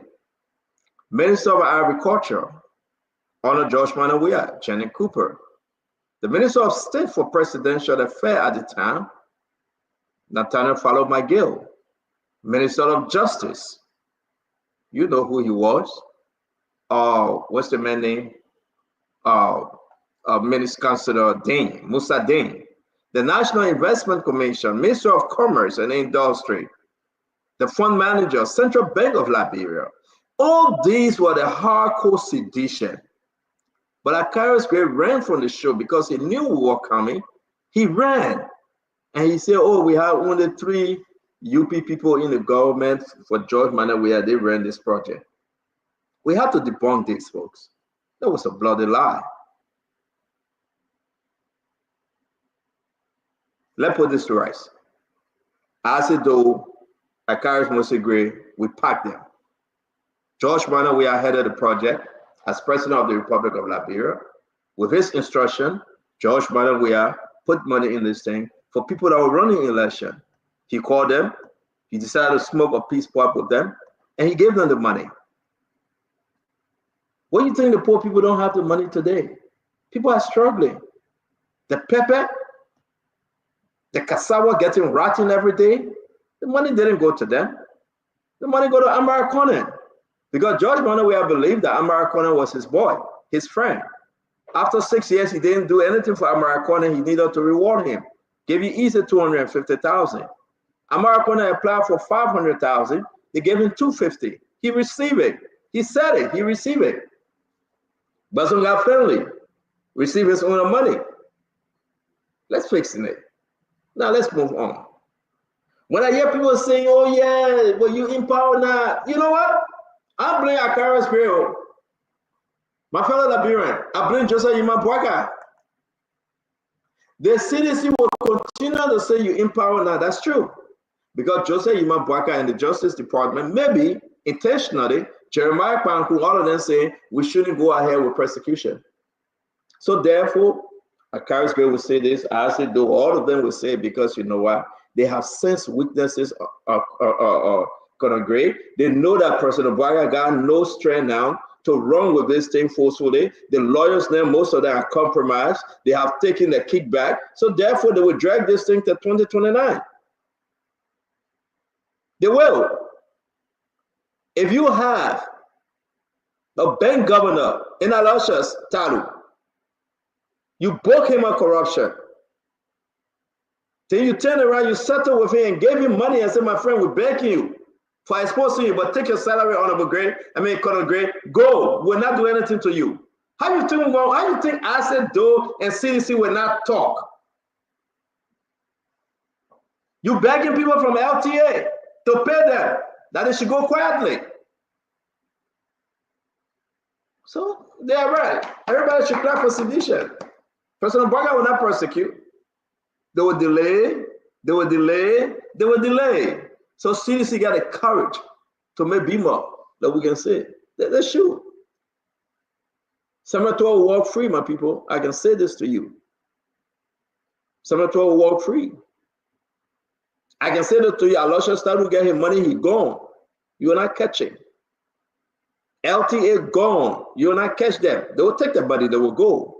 Once you got Bushu Ben and you got Sylvester Gracepit, Joseph Bwaga should forget it. If people will get their money and go. Then you got Oswald Tuai added to it. Don't talk to me about those things. We know these people will get their money. So CDC will brag. They will boast. They will say, yes, you can touch me. And they will brush the dust off the shoulder. You can't touch this. And that's what they are doing. But let's come back to the World Bank issue. Everybody that reaches in, they stole the money. They got the money. Some of the money are grant. The government will pay back on loans. You get grant and you get loan. The government will pay back on the one that which is the loan. And guess what happened? The Liberian people will pay back. Samuel Toget, his chair. Jenny Cooper, look at the LCC. She got a share. The whole responsible. Amara Conan got his own money. He gone. Name them. In principle, he found on that list. From Bon County. Mother farm on the list. Can you imagine? Thank God people are saying they will take all the document and send it to World Bank and open a major investigation. That's the reason why you say, honor Donald Trump, say, you know what, we're done, we're tired. Because guess what? It's a waste of the people's money. The poor local laborers, poor in agriculture, poor in healthcare, poor in education, and only select few enjoying the money. We touch your healthcare yet. We touch your education yet. Just agriculture. So this is what happened. The protein called Alexander Nutter, the agriculture minister, told him that he should come over. And when they get back, they want to hear from him. We want all of the names and the entire list. What we have, the entire list of the farm, those names, we'll put on the Spoon website for you to see. We'll share it. Just look there. Some of those farms don't exist at all. Some of them. It's not farm that just named. People created their own businesses and do what they have to do. It's bad for our country. We are losing. And President Bwaga is not taking action. President Bwaga, he just suspending. He will not persecute. President Boyka is still waiting for LDCC, and LDCC will come and will be on the president's desk to get dusted. May God save our state as we move on. I think we close on this topic. We can continue tomorrow. Tomorrow we'll see what is what, but today we heard the information. Sarah Siwick was appointed. Emma Glasgow is gone. Sarah Siwick, he was appointed to be the next acting director for NAFA. Emma Glasgow is crying. She should have been here today, but I look like we have her next week. She want to talk. I don't know what she want to talk about. Before we go to Dr. Richard, say, Mama, let me hear you the appointment of Sarah Siwick, the removal of Emma Glasgow, real quick. I mean, Emma served her term. She did what she could do. I would encourage her to stick with that, to make the argument that you serve in the position for that period of time and you want to fight back because you claim you did absolutely nothing wrong. I mean, it's your right. You can defend it. I will defend my name until my last breath. So I will encourage her to do that if that's what she wants to do. But just to do it in the context of the professionalism that have, being associated with her over time, and not to allow politicians to use it or use her into it. Defend yourself, defend your record, do it professionally. The opportunities are there for you. You headed NAFA. I mean, most of the donor fundings are around fishery. You can find a way to work with somebody. And the same thing happened when they took the job from Judy Andy. I advised her, I said, Auntie Judy, everybody know you in Liberia. Everybody know how well you've worked. Somebody took the job. Just don't allow politicians to manipulate your story. Find other ways you can still make money. Today, I see her around cultural activities and still working. So I would say the same thing to Emma. Defend yourself. Do it professionally. Do not allow politicians to use it because all their objective is just to use it and dash you. But you can defend yourself without that. To Saros, he's a consummate professional. He's not one of the persons I can scratch my head on and think that he's going to somewhere that is unfamiliar. He's been around agriculture for long. I mean, he's a veteran of USAID, specifically working in the private sector, trying to develop private sector value chains in private sector. So I think it's a good pick from the president to have sent Saros there. I know, I mean, there have not been a very good relationship with he and Dr. Nuta, who is the chairman of the board. I've heard that. I will encourage them to work together to be able to push the president's agenda. Forget about personal issues. The president's agenda, the country's agenda for agriculture and fishery. You'll work together and push it and move the needle and show difference. Show difference, even if it is small, show difference. But Saros is a consummate professional. He's been around agriculture for a very long time. His last job was working with the USAID. He's been a USAID veteran. I have no doubt that he can achieve if he and Nutra can decide to work together for the cause of the country. That's why I would say to both Saros and to Emma. Thank you very much. This is Cyrus. While we talk about Cyrus, I want to say, Dr. Richardson, you heard the information today. Cyrus is in, Emma is out. Yeah, I really don't know much about these persons coming in. The only thing that I like to sort of explore is it seems like President Boyka has difficulty firing people. He usually says, I will suspend you, and his suspend sort of equates to you not coming back. So for me, I just want to understand that behavior a little bit. What does it mean for about a person who has challenges, saying this is why we want you to leave, this is the reason why you shouldn't be in this position, or this is the reason why you should be in this position. So I just want to understand that behavior a little bit more. So that's it. Thank you. Dr. Richardson, thank you very much. Colonel Gray. Yeah, Stanton, Cyrus appears to be a familiar face. The issue of our waterway, especially our international water and our inland access to, that portion of our geography. Um, we understand certain people are given rights to even fish around our coastal lines, and so when somebody is coming in to take over from someone who has been there, firstly, I would like to see what's their plan. Not just to heap praises on them that they're professional. I would like to see exactly what are they coming to do. Um, because we have so much endowment within our, our territorial border, especially when it comes to our waters. And people are coming in there poaching and, taking some of those expensive, those priceless, natural stuff away.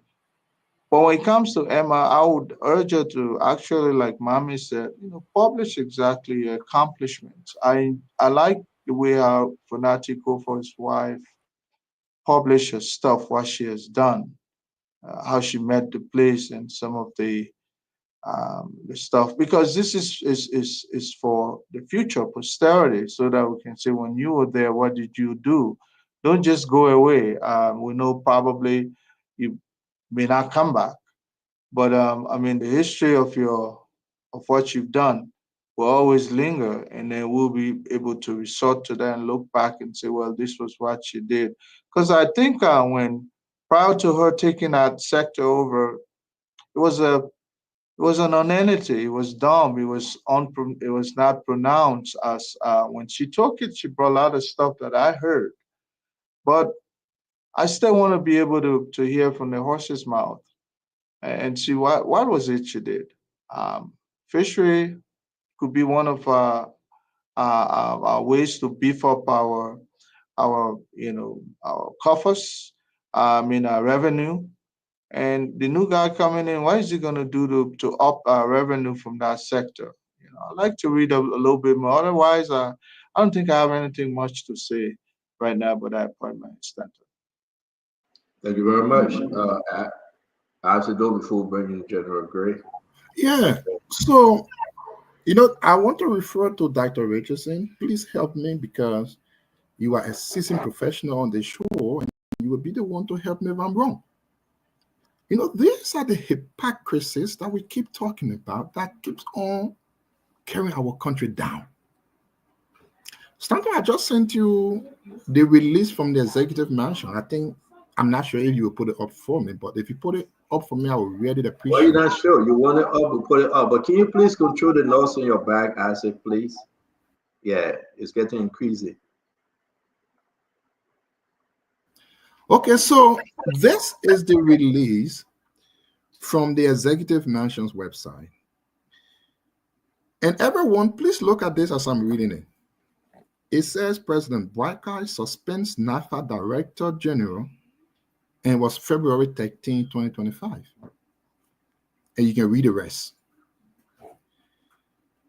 Standard, you can bring it down. The people can read it from there. Dr. Richardson, like I said, I will refer to you in this. In the normal course of administration, when you suspend the boss, the deputy assumes until whatever reason you suspended the person is settled, and either the person is dismissed or not, before you appoint another person. Is that not how it works? That's how it works, right? For the rest of our life on the planet, how has things changed? On a 40-year government man, allegedly. So as we are speaking today, 2 persons are entitled to salaries. Emma Glasgow is entitled to salary. She was suspended, not without pay. And the new man being hired there is entitled to salary. We are going to the next place where the Senate would refuse to confirm because there is another person. What kind of disjointed government is this? When have we started appointing people when we suspend people? When? I beg my pardon for somebody to remind me again, did President Boakai actually work in government for 46 years? Or that was his twin brother? I mean, for the sake of God, why is this government turning the country upside down? Why? It is right on e-mansion page. She was suspended. It is not as if she was suspended without pay. No. They said for further investigation. Where is the investigation report? What happened? What did they find? What led to the appointment of someone else? Will that person be acting until she returns? Are they going to be paying two people money, the current and the former, who is now on suspension? I think this government is confused and lost all good thinking. Well, you know what? When you go on Facebook and other places, you will hear those who usually people refer to as bootlickers, who take small damn or nothing to defend something that they know is crazy and shameless. I don't think the government should be doing like this. We said the same thing during the CBL term, and we were right. At the end of the day, the government paid money. They are coming to pay money again. This is bad for our country. This does not show any semblance of a person who allegedly had 46 plenty years of government experience. No. Thank you, Isaac. Honorable Gray? Yeah. Let me pick up from Isaac quickly. Emma is suspended, not dismissed. Therefore, she has entitlement. She was suspended on the basis of allegations. In case she's exonerated from the allegations, it means the government will have double pay, waste of taxpayer money. Every hike in the absence of the boss provides a provision for the next in command to take over and act in the absence of the immediate boss. But that was not the case. They brought in Cyrus. Do you know Cyrus? They put him under the microscope urgently. He ran in District 6. I remember when you were contesting in 2011, I was contesting. There were barrage of allegations against Cyrus of being rotten corrupt from the Star P project that you just discussing, running an agriculture program, World Bank agriculture program under the Star P project.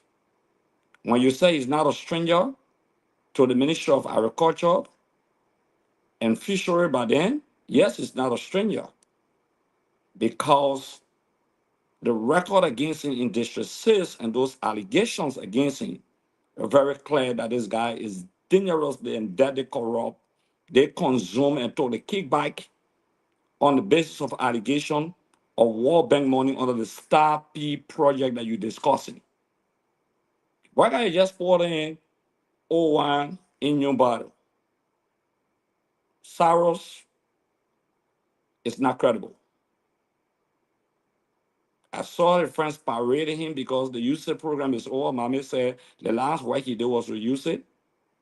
It's over. So President Boakai had to be lured into finding a job for him by the Unity partisans who pushed and said, this guy now must take this job. But Cyrus' public record in terms of conversations in District Number 6, I think he contested twice, if I'm not mistaken, but I know he contested in 2011 when I was contesting. The moral decadence of barrage of accusation to even bring him to the public space to serve the public. It smells smokes of corruption and allegations of corruption. Not only that, it pushes further that this government is not prepared to fight corruption. The government is bestowing honor against people who have barrage of allegations of corruption. And are we serious? I think the Senate is not going to confirm because the Senate is saying they're not going to confirm anybody acting. In the Constitution, they don't say acting. So the presidency uses the word acting to invade. And President Boakai presided over the agricultural project for 12 solid years. So he knows Cyrus very well. They know what happened in the agricultural sector. That I said they want to go after people. Cyrus should be one of those that should investigate. Because he presided over World Bank agricultural projects. If you want to accuse Samuel Twe of signing documents, then you accuse Boyman Kamara. Then you accuse Amaran Kone. Then you accuse Augustine Gaffwan. All three of them work on Erling with this same project. And all three of them play the same role that Samuel Twe played. And Boyman Kamara, honor Joseph Boyka become finance minister, also played the same role. And thank you, Honorable Gray. I think you shifted. Let's stick with the Cyrus issue. Also playing the We'll come same back role. on it. Thank you. So I'm just trying to say to you, we should be careful on how we accuse people, because I know Burma is a good guy. Thank you very much. Let make progress, Honorable Gray. On the Cyrus, yeah, we're making progress. On the Cyrus issue, I want you to investigate. You can dig deeper. Thank you very much. Keep digging deeper. Thank you very much, Honorable Gray. I said we got your child in the back. You want to make some adjustment? I said, though, you got somebody in the back of you. Then let me do this real quick. I want to say the Cyrus issue. I don't know Cyrus. Already done. Never heard of him. We're going to give Cyrus the time. Okay, maybe we'll know about him. But let me make a couple of correction here, guys. It's very important for us to do this. Amma Glasgow, yes, she stays suspended. It's clear. She is suspended. What's the argument? President Baga suspended NAFA Director General February 13, 2025. President Jose Yima Bwaka has effective immediately suspended Madam Emma Mitia Glasgow, Director General of NAFA. There you go. Let's move. The president today appointed Cyrus Sewe as acting. But prior to that, and let me be very clear, the board chair of NAFA, Alexander Nuta, in this letter, appointed as acting NAFA Director General, Mr. Boyd. Mr. William Boyd, Deputy Director General for Technical Services, National Fisheries and Agricultural Authorities. J. Alexander Nuta, Minister and Chair of Board of Directors of NAFA. It's right there. Where is our argument? The board met, that was done. Today, the acting director proper came in, who is Cyrus Sewe. I never heard of him. I don't know about him. If they broke any law, I would say to everybody, maybe the lawmakers should address it. I don't think Cyrus is going back. Just a question quick. I would beg them in right saying you're coming. We'll open it for questions. I don't think the lawmakers, the senator, are going to come up and say we'll confirm an acting director. No, they have never done it. They will not do it. You got all the LTA folks. They are all acting. No confirmation. He will be acting. That's why the government appointed acting. Now, let's address the issue about the double pay. Cyrus will be getting paid, of course. If the government say, well, Emma Glasgow, we're sorry, like they did, Alosha Stalu, get all your remaining pay and go. We'll beat on the government, right, Mohammed? We did that with Asha Stalu. We received the information, but as a country, and Alma is under suspension, the Agriculture Ministry through NAFA have to continue, and therefore NAFA have an acting Director General. I may arrest my case. I don't know Cyrus. I'm still searching. I'm still digging behind him, and I will address the issue with Cyrus. That's my yeah. Let Honorable Gray ask his question, and we'll come to you, Mommy. Honorable Gray. I just wanted to start on. It's good that you brought the communication or what the board made a recommendation of an acting DG, right? Yeah, I think it was the deputy that made the acting. Yeah, the acting DG. President Barra brought did the board recommend Cyrus as acting? Why the board did not recommend this man? Who they appointed as acting to the president to appoint? Okay, so let's read the letter.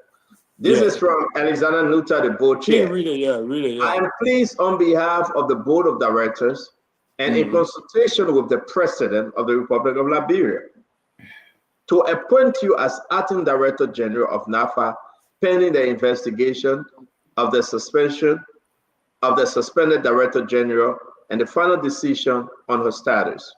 Your appointment is in consultation with Chapter 3, Section 1-8B of the Act enabling the National Fisheries and Agriculture Authority. There you have it. Penny. Is this Section what? Okay, the session is there, Chapter 3, Section 3.8B. So what I'm saying to you, they did. They appointed somebody in the immediate interim. So Yeah. Because the Act provides for the Director General to be nominated by the board, recommended by the board to the president for the president to carry it on was the very appointment. clear. They just said that in the letter. Greg. No, he said in consultation he appointed. Honorable Gray. No, read the letter. No. Honorable Gray, listen. Listen, you have your time. Honorable Gray, listen. Honorable Gray, listen. No, I will not read it. You should read it. You should read it. I'm not reading it. He said. I put it up. Read it. Yeah. No, stand on. I'm using my phone. I can't. Okay, but you gotta listen if I read it. I respect that you use your phone, sir. Yes. But you gotta listen. He said, I am pleased. Dear Mr. Boyd, I am pleased on behalf of the board of directors and in consultation with the president of the Republic of Liberia to appoint you. So what's your argument there? That's my point right there. The board has no authority to appoint. I think probably they took the corrective measure for the president to appoint. The board makes the recommendation. That's what the act says. And the president does the appointment. So it didn't say the board must consult the president for the board to appoint. So that's a contradiction. I just wanted to get that point out. Thank you very much. We're going to hold that. Mama, you want to come in? Yeah, I want to come in, Stanton. For me, it can be boring to just be correcting publicly available information from Gray. If you don't know Saros, like Dr. Richardson and Remy Gray said, it's just honorable to just let it pass. Saros. You know Saros? You're a baby one, you Saros. But Honorable Gray, stop interrupting now. Dr. Richardson says she doesn't know him. I don't know him. Honorable Gray said, Colonel Gray said he doesn't know him. We will check, we'll read about him. But let Mohammed speak. If you get anything to add, we'll come to you, sir. Again, maybe equal to forget, I know, but Saros did not contest in District 6. That's lie. Blatant lie. Saros did not manage Star P project. Another lie. Gray, I beg you. You need to stop this. You need to stop this. Yes, Sarah worked in the project implementation unit at the Ministry of Agriculture. He did not manage Star P project. That's lie. And maybe Senator eventually will bring Cyrus on the show when he finally take what to kind of explain the whole thing. He will outline that to you. The evidence there. Sarah was hired by USAID. It's on his resume. USAID, the US government, to lead its private sector development program agriculture in Liberia. From 2022 to recently, USAID, when Mogana Fomo took him from Ministry of Agriculture, US government took him. But he said he's criminal.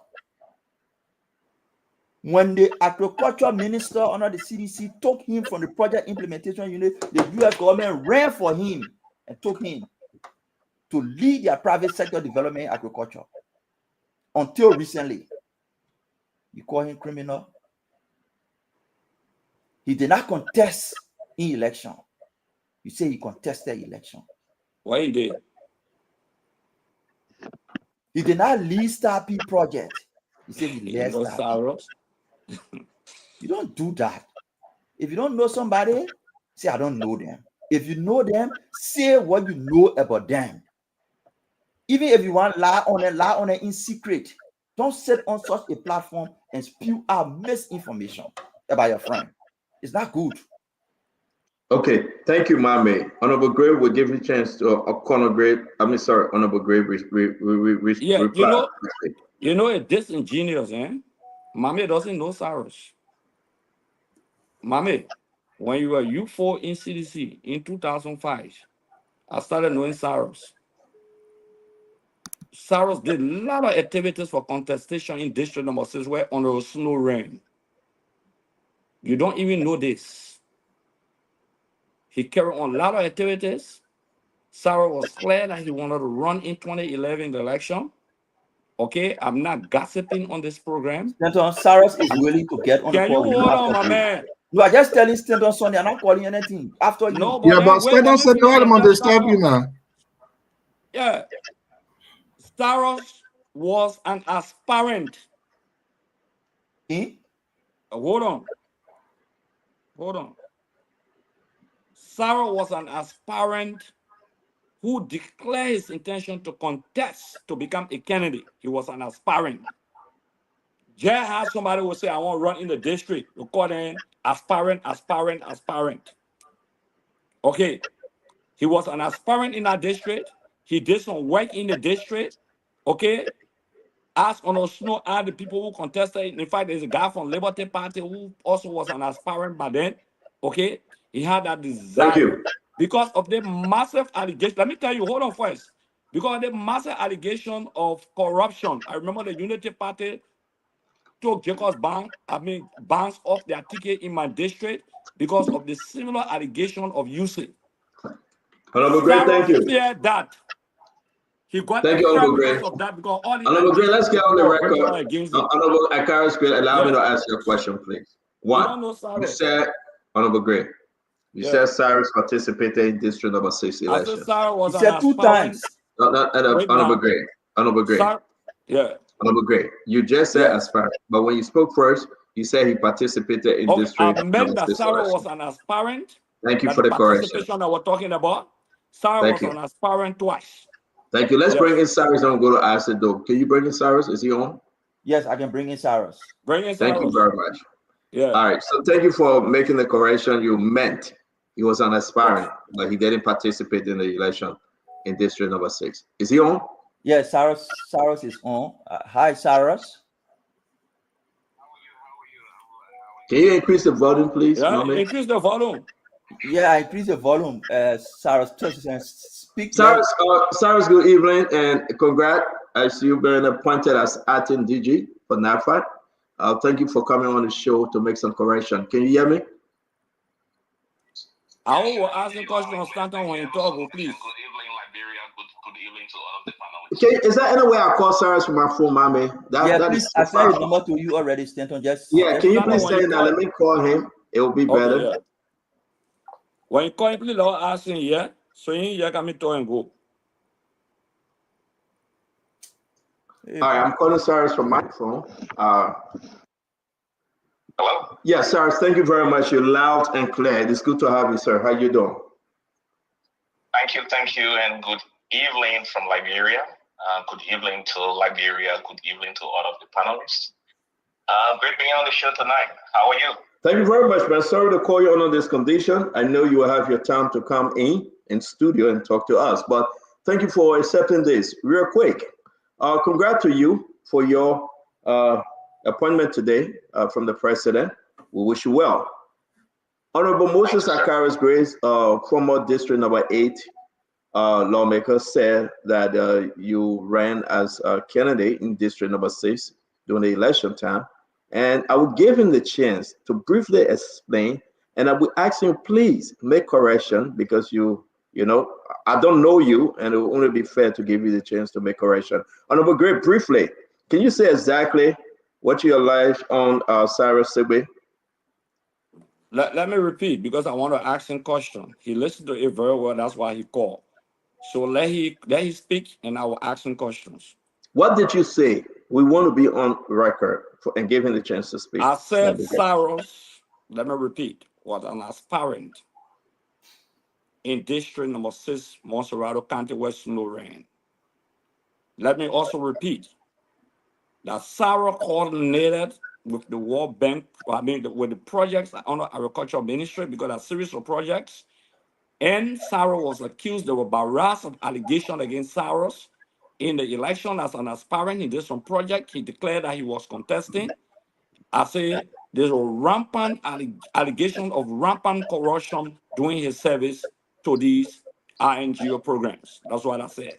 Thank you. The Honorable Man Sarah Seway, welcome. And please, can you address this issue if you can? Thank you, and good evening, former Honorable Gray. How are you? It's interesting. It's interesting when you hear a brother, a friend, someone you team up with often, making such wide allegations. But I will go straight to the point. I didn't contest in District Number 6. I had some political desire, yes. But because of the influence and the interaction with Honorable Edwin Melvin Snow Jr., who also I kind of admire in that district, I backed off from the race. So in no way I was part of any registration process or whatsoever, but I had a desire. I worked at the district level, and when I was at the district level working, I was never in the Ministry of Agriculture. So I just want to just clarify that, and you can call Honorable Snow and he will give you my history. We worked together during the Ellen Johnson Sirleaf time. I was coordinator for the district under the UP time when the CDC burned the office in District Number 6. I think you've heard that. We also had to take kids to the hospital when that incident happened. So at no point in time I contested election in that district. In reference to the STAR P, I first managed what we call the West Africa Agriculture Productivity Program, which is the WAP. It's a regional project supported by the World Bank, and through which we were able to resuscitate the Central Agriculture Research Institute. We also provided Liberians the opportunity to build the capacity. We got about 26 Liberians that obtained their masters, came back to Liberia to serve the country. About 5 Liberians that got their PhD and then came back, and we also introduced new seeds and cuttings in the sector. After that project, the bank contacted me and my team to design the STAR P. And so we worked on the design of the STAR P. And at that time, the CDC took over when the design completed. We went through the process of recruiting the PIU, which of course I did apply. To be able to lead that project since I had designed it. Unfortunately, the CDC government felt that we were not supportive of President Weah, and so we didn't have to be in the PMU. At that time, Honorable Magill Serena Cephas, they brought to us one Raymond Ogunti, who took over the PMU at that time, who was not qualified, never had a degree, but came in to us that he had a degree. So we had to leave. And when I left, I joined Solidarity West Africa. So I didn't implement the STAR P at all. I led the design of the STAR P. It was $48 million total, $25 million from the World Bank, and then $23 million from the IFA. The $3 million IFA did not come in because the bank funds had to be utilized first. And so at no point in time did I implement the STAR P. So after the PMU, I went to Solidarity West Africa for 3 years. I led the Sustainable West Africa Palm program at Solidarity West Africa. And then after that, I joined USAID. I have very good friends in the CDC. At that time, Madam Precious Teke was there as Deputy Minister for Administration. Morgana Flomo was also Minister of Agriculture while I was there. In fact, it was because of me, because Morgana, being a professional person, felt that he could not just kick me out of the PMU, considering the capacity I had. And because of me, the president dismissed Morgana Flomo while he was away. And that's how they brought in someone to act, before I left. So just to set the record straight, Honorable Gray, I know you fire up, but let's respect one another personality. Can we ask the question quick? You're a decent man. You're a decent man. I respect you a lot. And so you do not just lay allegations on professional people who have worked for the U.S. government. It takes a lot, they search you in and out, search you everywhere to make sure that you're qualified to work for the U.S. government. And I've worked for the U.S. government for the past 3 years, almost 3 years now, from 2022 until now, before I got this preferment to help His Excellency to lead the fisheries and aquaculture sector. So, Stanton, I hope that clarifies. I'm on the line for further questions. Thank you very much. Again, I'm going to say this to you. Listen, let's give the guys a chance, and I think you did extremely well to inform the nation, those that didn't know you and have not heard of you, who you are and where you have been. Again, as we dig deeper to know you better, we should thank you for joining us. Honorable Gray, you got another question, and that will be your last question, sir. No, I got 2 questions, sir. Okay, squeeze them in. Yep. Yeah, it's great that you admitted that you work with a redesign program under the CDC administration of the Star P, and I made that emphatically clear that you work with that. Okay, now. I said I led the design. You said I implemented. I told you excuse me. I said no, we gotta make some correction here, Honorable Gray. He's telling you exactly, Honorable Gray. Wait 1 minute. Cyrus, 1 minute. Finish your answer. No, Honorable Gray, to get finish. Let our audience understand us. He designed it. He didn't implement. Am I correct, Cyrus? Definitely. I'm a project management specialist, and I tell you, there's a difference between designing. No, but excuse me. Let me educate you a little bit. No, you're not. Ask your question. You answer. Don't rush. All right, Cyrus. Cyrus. Let him rest with his question, and you have the time to go through, please.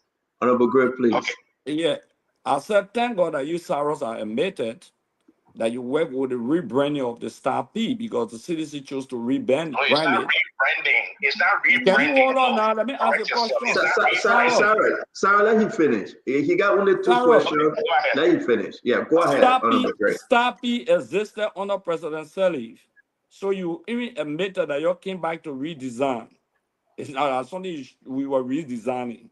It's not a debate about that. And you were part of the process. It's not a debate. My first question here is that it's just a yes or no question. The first question: did you work with Star P under President Ellen Johnson Sirleaf?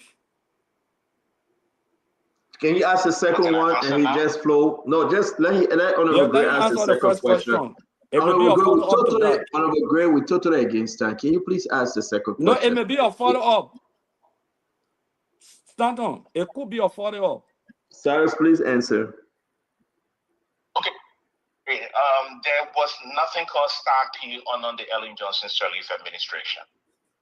The Star P came about because of the successful implementation of what we call the West Africa Agriculture Productivity Program. And I implemented the West Africa Agriculture Productivity Program.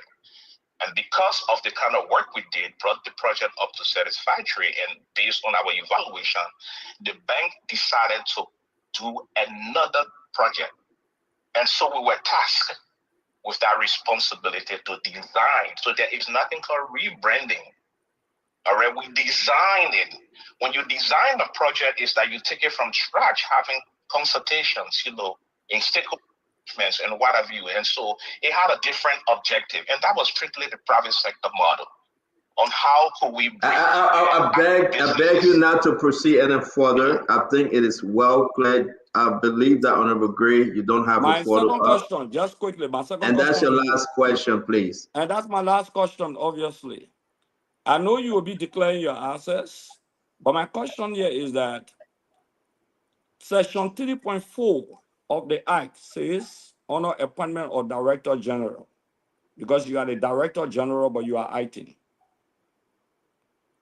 Now, it says that the board should recommend president for appointment, were you recommended by the board to the president? Did the board have a sitting for you to have been recommended to the president for appointment? Can I respond? Yes, sir, please. So did you read the appointment letter for me, Honorable Gray? I asked you, did the board recommend you? Claire, just answer the question. Okay. If you didn't read it, because it's very explicit, that based on the recommendations from the board, and they also quoted a particular section that has to do with qualification, based on the recommendation of the board, and based on that section, that's how I came forth. The act is very clear. The board has to recommend to the president, and the president can appoint. So the board cannot appoint. All right? So the recommendation was done to the president, and the president appointed. That's the act. Cyrus, thank you very much. Yes, thank you very much for answering the question that the board cannot appoint. Thank you. The Honorable Gray, listen, I know this is, one minute, Honorable That's Gray. what I wanted to contradict the first communication of the acting DG. That's all I wanted from you. Thank you. Thank you very much. Was in error. Okay. I wanted that the board does not appoint. Honorable Gray, that's enough now. Please, I beg you, sir. No. Let's move on. Cyrus, I want to say thank you. We just received the information. You're quite correct. The first communication that brought in William Boyd was in error, and they make some adjustment. And again, we're going to leave it like that. I want to say congrats to you for your performance. And we look forward to seeing you in studio some days. Thank you. Thank you so much, Stanton, and good evening, Liberia. It's about Liberia, it's about the sector. There's so much opportunity. We have very good background in private sector development, private sector engagement, good project management skills. I've worked in the aquaculture space, fishery space, and so I'm bringing to bear the best for this country. It's about moving Liberia forward, and that's what we have passion for. And we're going to be doing that and engaging with other people. Thank you. Thank you very much, Sarah Sibley. We'll talk to you soon. We want to say thank you. The newly appointed acting DJ for NAFA, Sarah Sibley. We wish him well. Now we got breaking news, folks. We got breaking news. We got to go. But before we do that, I want to bring in the LDC new managing director. Now, something about this appointment. Let me put the letter up. I want everybody to read it. I hope it's not in error because Honorable Gray is catching on the error. And to tell you the truth, Honorable Gray, I gave that to you. The first appointment about William Wood, it was in total error. Okay, I can say that to you. I think the correction was made and Cyrus came in. Let's talk about this LDC Managing Director, Mohammed Sherry. What is missing? What is the error on this appointment letter? What is the error? I am pleased to appoint you as Managing Director of the Liberia Electricity Corporation. Your appointment is based on a procurement process following which you were recommended by the Board of Directors. The appointment takes immediate effect. So there's no confirmation on this one? I mean, those of you, I'm asking everyone, should there be confirmation on his appointment? Okay, let me just come in quick. There are some positions in government that the president can appoint without confirmation, and that have been an argument before. I remember Abachi on his that's some position. I'm gonna agree, please. We're talking about LDC. What do you know? If you don't know, we can come back. Let's research. No, I'm I not. don't want you to take me around the globe about some position. People are arguing. Lawmakers are arguing on the slow. Let me just hold you there. The lawmakers are arguing that this appointment requires confirmation, and the executive mansion saying immediate effect. I beg you, do a little more research on the grid before you speak on this one, please. Let me go around the block. I will hold you for last, Honorable Gray. Dr. Richardson. Good. Yeah, I will. There's a reason why I'm flagging this. Dr. Richardson, and let everybody search this. Mohammed Sherry. Yeah, I'm coming to you, Honorable. Mohammed Sherry is a decent guy. He knows his stuff in this. I read a little bit about him, and again, we'll talk to him soon. My question is the executive mansion moving in the right step, or should there be confirmation for this appointment? I'm going to go to you, Dr. Richardson. What do you think? Can you unmute that? Yes, since yes. I don't know much about this appointee. All I can say is that I would like to see a confirmation hearing, because the confirmation hearing to me presents the Liberian people the ability to check who's going to be leading an important institution like electricity, like the institution of LEC for electricity. So at least they elected the legislators to at least check and balance the executive. So I would have loved to have seen that, but I think I hear Honorable Gracie that saying that there are some government positions that they don't do hearing on. So we can follow up on that. Thank you. So again, I'm saying this is very, very important. Can somebody help us? Paul, what do you think? Is this appointment require confirmation? I'm not sure, Stanton. I really don't have a lot of information on the executive, the CEO of LEC. I think there was some reform into that status of the CEO. I know that it has a board, and normally the board does the recommendation, but I didn't see that there. What I saw there was procurement, based on procurement process. So it's a whole new language for me. But like Dr. Francine, I wouldn't be asking for confirmation by the Senate. The Senate, there were 987 names sent to the Senate. They passed all.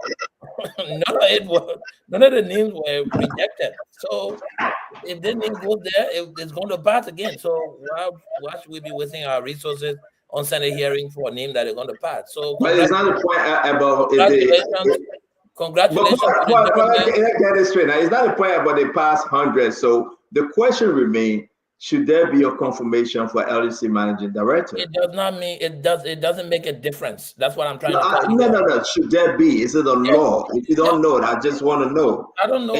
It requires confirmation, and I think the argument that we're trying to do, let's educate our folks. Whether those lawmakers pass 100 over 100, that's fine. 980, they pass all. Now 100%. They did it 100%. So let me come to you. Hold on. Great. We are receiving information that this requires confirmation. Why would the government say immediate effect? This guy going to work. And listen, I think I know a little bit about him though. He's a very smart guy. He know the corners. He know exactly. And I think I would wish him well, because I think he can deliver. I think I'm not going to be fast on this one. What I've been reading about here, I think he can deliver. But does this confirmation require? This appointment require confirmation, Congress? Senator, when I answer this question, I'll be leaving, because tomorrow I'm celebrating quarter of a century in marriage, and also my last daughter is celebrating her 20th. So, thank you. Congratulations. And thank you, ma'am. And happy anniversary to wifey. My wife Rose. Happy birthday to my daughter. Yeah. But Stanton, there are certain autonomous agencies that don't require confirmation. And I don't know whether Moali went for confirmation here, because Water and Sewer should fall under that same category. So if this guy is going to go for confirmation, it means the president has some dominion over the running of LEC, but it's somehow like an autonomous agency. If you ask me, one of the points of contentions that the former managing director raised was that he was also confirmed by the stakeholders, the board, and then secondly, I think it was some maybe World Bank or whoever authority that was sponsoring certain program wanted him to stay there. So I think the president only can ask somebody to serve, and I don't think it requires confirmation hearing. I don't think so, because it's autonomous. Thank you. And that's the argument that lawmakers are arguing. No, Honorable Grove will keep you for last. I got to bring in Isaac though on this one. We'll bring it in, Isaac. What Yeah, say your send the confirmation correct. on this one? Again, congratulations to your wife, Honorable Great, not to you. Because Okay. of her, you stay alive. Because of her, you stay moving, you stay breathing. We wish her well. That's my dear sister. We love her. Happy anniversary to her. And happy anniversary to our little niece. She celebrated her birthday tomorrow. Happy birthday greetings to her. Thank you, Honorable Great. Brother. Good night, Doc. Yeah. I have to talk to us, please. Yeah, Stanton. So again, some of us will always be here to provide the rightful information. I'm sending you very quickly the act of the Liberian Electricity Corporation. I just send it to you, just so we can end the whole discussion as to if the person needs confirmation or not. While you are putting it up for our people to read it, let me just read Section 85.5, Executive Officer. Their operational responsibilities for implementing the programs and policies of the corporation shall be conducted by a managing director who shall be appointed by the president with advice and consent of the Senate. I'll send it to you. That's what the people that type it, that's what they say. Yeah, but can you take the ink off? Don't back it. Just send it to me like No, that. I send you two. I send you one with the ink just to highlight it, and I send you the other one. But again, okay, let me try. it Go ahead. brings us to keep asking the question of our women's years of experience in government. Again, we keep asking this question over and over.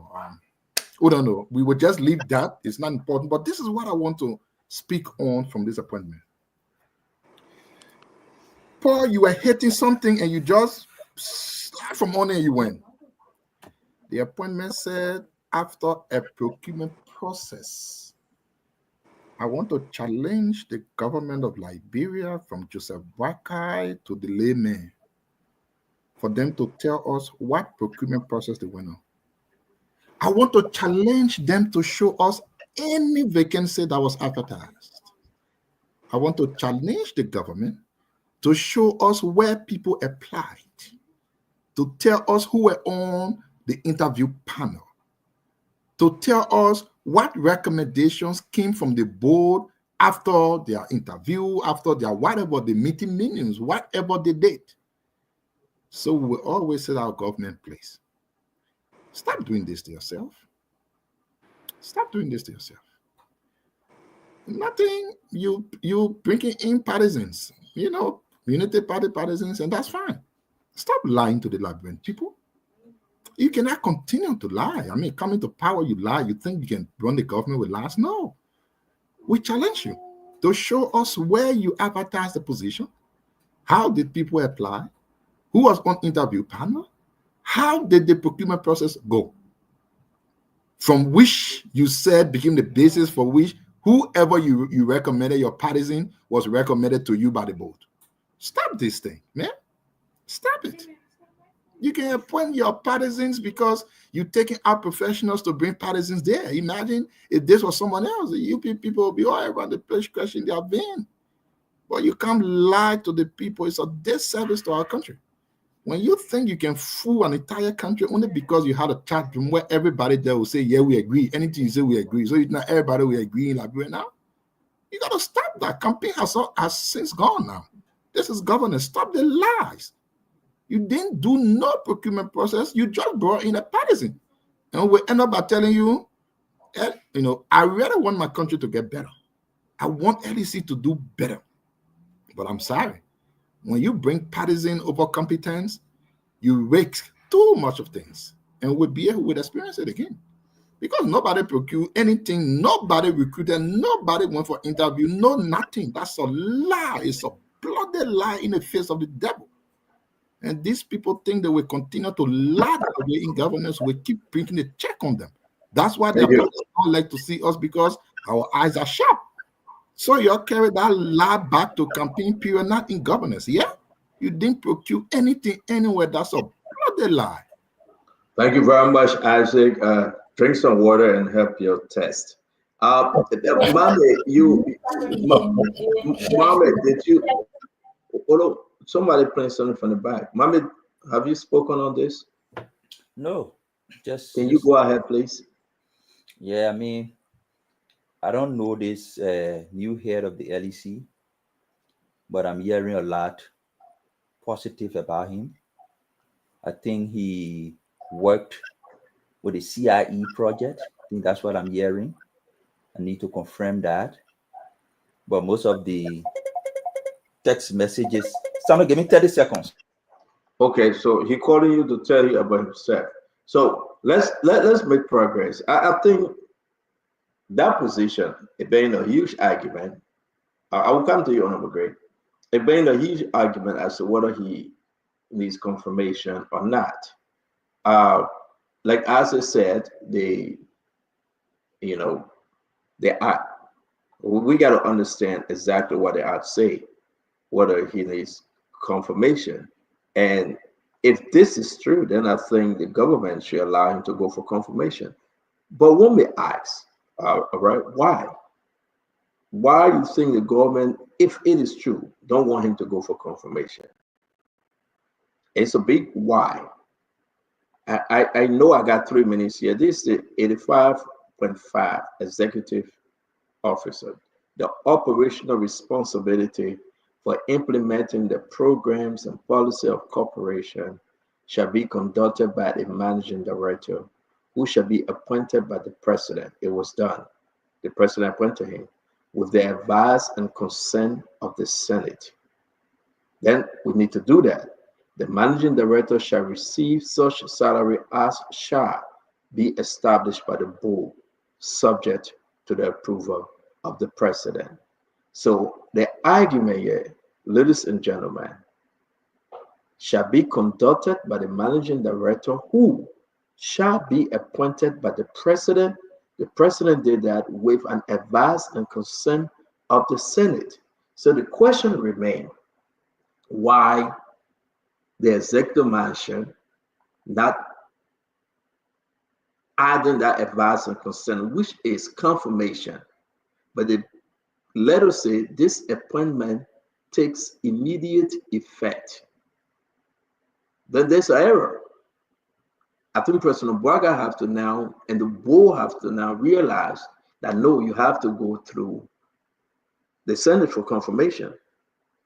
We are getting into the constitutional crisis here, and I don't think the president want to overreach his hand. So maybe those that are advising the president are advising wrongly, and I will say that those that are advising President Braga, they're advising him wrongly. The first mistake was on this one, when they advised the president that it was okay that Alexander Luther signed on this document as per the board, and they say in consultation with the president. That was a big error. That was a big error. Now, if it is true that Mr. Mohammed Sharif, a very good, decent guy, if it is true that he should go under confirmation, I think they should advise the president wisely. We will go and close on this one with Akaris most agree. Honorable Greg, you got on mute. You took something from my mouth that maybe the president is provoking a constitutional debate. You just said that. And I will say why I think maybe he's provoking a constitutional debate. Under Article 54 of the Liberian Constitution, it says the president shall nominate and with the consent of the Senate appoint and commission A, cabinet ministers, deputy and assistant cabinet ministers, ambassadors, ministers, councils, and C, the Chief Justice and Associate Justice of the Supreme Court and judges of subordinate courts. D, superintendents, other county officials, and officials of other political subdivisions. E, members of the military from the rank of lieutenant of its equivalent and above. And F, marshals, deputy marshals, and sheriffs. Article 54 did not provide for autonomous agencies for confirmation. But what the legislature smartly did was that since the 1986 Constitution did not provide for autonomous agency, the act creating this agency after the Constitution came into effect, many of these acts, the legislature decided that they will include what they call the consent of the Senate for confirmation. So maybe the president will say, okay, you included it, but it's unconstitutional by Article 54. The Senate will say no, because many of these autonomous agencies, probably people were not thinking about them. Maybe beside the National Elections Commission, the General Auditing Commission, and another entity, the LCC. But all the other entities, I mean, people were not thinking about creating autonomous agencies of such or all of those other autonomous agencies. So that's why the Constitution did not capture in 1986. So we have the right to make laws, and we could incite that. That could be a constitutional argument. That's why the president said with immediate effect. So the Senate now had to stand their grounds. Now, look, Mr. President, it cannot be immediate effect because this act was signed onto by a certain president. We also passed the law. You being the vice president presiding over the legislature, blah, blah, blah, and all of those things. So as a result of that, we have to confirm the person. So Thank in you. my mind, maybe a legal advisor somehow. Okay, maybe. Thank you. Thank but you. that could be an error, and I don't think the Senate will work with him when he's not confirmed. I don't think But so. again, the Senate will have to look into that because I think that it is concerning that the president have whether they advised him wrongly or whether he's going to make some correction and send Mr. Sheriff Toole, Mohammed Sheriff Toole, the Senate for confirmation. Let me bring up this one. This is Mr. J. Cyrus Sigbe letter of appointment. I am pleased to appoint you as Acting Director General of the National Fisheries and Agriculture Authority. Your appointment is based on recommendation by the Board of Directors of the Authority in keeping with Section 3.4(1)(d) of the Act establishing the National Fisheries and Agriculture Authority. This appointment takes immediate effect. Acting Director. So there you have it. So I think he answered the question when Cyrus came on. We have a breaking news, ladies and gentlemen. We have a big breaking news. And now I want you all to listen and listen attentively. It's very important for us to say this.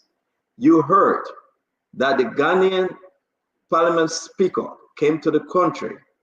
We are getting results, and please reach out to your lawmakers that the majority black has agreed with the Speaker of Ghana. The majority black, headed by Richie Kuhn, agreed with the Speaker of the Ghanaian Parliament to lift the suspension of all suspended members of the minority black. This is huge. This is a breaking news. Please confirm it. We will give it to you as we see it. Again, Richard Kuhn and the majority black, through consultation, serious dialogue, they have agreed. We call on lawmakers to please again make this correction. These are breaking news coming from the retreat. They have agreed to lift up all suspension on the suspended members of the minority black. They have also agreed to advance dialogue in an effort to unify the House. They have also agreed to advance dialogue in an effort to unify the House. Something is happening, something is changing. The Parliament spoke of the rule of law and at no point addressed Richard Kuhn. We have the clip, but we give them time and we'll talk more on this tomorrow. If this is true, there's a switch because today, 5 p.m., both the majority black and the minority black, they had the time to submit the findings as requested by the Supreme Court. Today, 5 p.m. gone, Liberian time. But we are receiving this information from Femiton Hotel, where the majority black is having their retreat.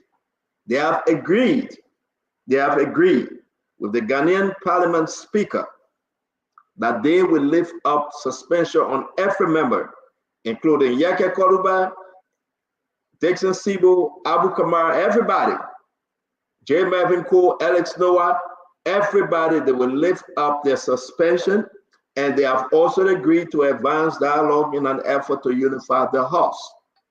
Now, it is important for us to continue on this tomorrow. Let me say this to all of you. These are breaking information. We will have lawmakers to address this tomorrow. We all of time. It's 12:05 a.m. in Liberia. Sorry, we got the information late, but we have to pass it on to you. And you pass it on. Reach out to your lawmaker. I'm going to keep you for last, and I'm great as we close the show. Mommy, we're about to close, but yes, the breaking news you just came on. The majority black Honor Richard Kun, they have agreed with the Ghanaian Parliament Speaker that they will lift up all suspension on the minority black members, and they are willing to work together to unify the House. More to come. I said, let's hear you real quick. Let's close the show. This last announcement, I said, what say you? Then we'll go to Mame and Honorable Gray will close us. Well, Stanton, thank you for giving all the announcement, but I mean, were they suspended? Who suspended them? Richard Kun and his people? Well, the only thing is the executive is empowering lawlessness. That's the only thing. They are not suspended, so they can do. They keep fighting themselves. So the only reason they went to Farmington to spend all of their $1,000 was to come back and do nothing. That they will not suspend people. They can continuously suspend people. One thing we know, all of those people will receive their money. There will be a lot of things that will happen in years to come. So it is not as if those people were suspended by legal means. I mean, we should stop giving flowers to the wrong things. We were here and the Supreme Court said anything they do is illegal. So how do we pretend that some kind of legal men, well, they will do whatever they can do. They will go to executive won't pay the people, fine. But time we count, these people will get their money. That only tells you that what they are doing now is illegal. So it is not, in my mind. Let me say this to you to interrupt you. I think they are smelling something, Isaac. No, yeah. Go ahead. Right. So again, like before you came in, they are not suspended. They are illegal, and because they know how they are proceeding wrongly and outside of the law, they are finding ways, small to take shame from their faces. They are finding ways. They know what is coming from places. They know what will come from places. They know. Listen, it will take 6 years. It will take 7 years. It will take 4 years. People will account for going and subverting the Constitution. Of course, that's what they're doing. Someone was asking the last time I shouldn't go there, but they are just taking shame from their faces. Nobody suspend nobody, and that's why they want to do. But since we are closing, we're done, brother. We're done, brother. I said that we're done. I always let them call up your time intentionally too. Let the people take note of it intentionally. Oliver Green, take us home, my brother. I'm really hungry. I just hanging on you about the thread. I know. We all exhausted. I'm also suffering from some cold. But the thing is that those are rebel lawmakers. Do they have legitimacy to suspend? In total, they suspended not less than 16 to 17 persons recklessly. 16 to 17 persons. Go to the listing recklessly. I think the first time they suspended 7, then they went for another, I think now 10. Just recently. Okay, look, it's lit. I can tell you this for sure. I want you to put me on record. Fonati is not going to resign. Put me on record on this. We have consistently spoken. We're very clear. The Fonati is not going to resign. They got to work on giving him due process if they have the domos. Okay? Richard Kun will have to step aside and give way to peace. He has to make that ultimate decision. It's not a choice. I know the returns. I think the returns are far in already. Okay, from then, the Fonati side is very clear with what they did. So, and the issue of the Madamos also, we are hoping that the court will hear that. I know a lot of people thought that the court was going to hear it today or ruling was coming today. I listen to a lot of people are out there in the field today. I was trying to educate them. No, it's just the returns. whether it means that, look, whether they right for suspending him or whether fanatic people right for maintaining him, all of those things. But those guys should be told clearly that fanatic will not resign. They can go hell and come back, he will not resign. The other thing I want to close on, start on, and I want to say, and it's good that I appreciate the fact that you brought me to this network, but I want to say this: the concerns that have been raised on these projects, the projects in my mind, like you, have been used by some individuals to enrich themselves. I know exactly what I'm saying, because when I say some individuals, these projects of agriculture, whether World Bank, whether all other institutions or whosoever African Development Bank, they've not been fair to the people from Ellen Johnson Sirleaf time up to now. Cyrus hand or in those kind of projects. I know about that very well. I'm not guessing. And I'm glad he even talked about the design program from the Star P. Okay? I'm glad he even admitted that he worked with some World Bank project before for the same agricultural purposes, or some usage project for the same agricultural purposes before. These are some of the things that you've been flagging. Okay? It's of concern. I am convinced, very much convinced, that President Boyka can do nothing, because President Boyka has associates who have been involved with this money. He himself has benefited indirectly or directly, presiding over agricultural programs and projects across this country. So it's not possible.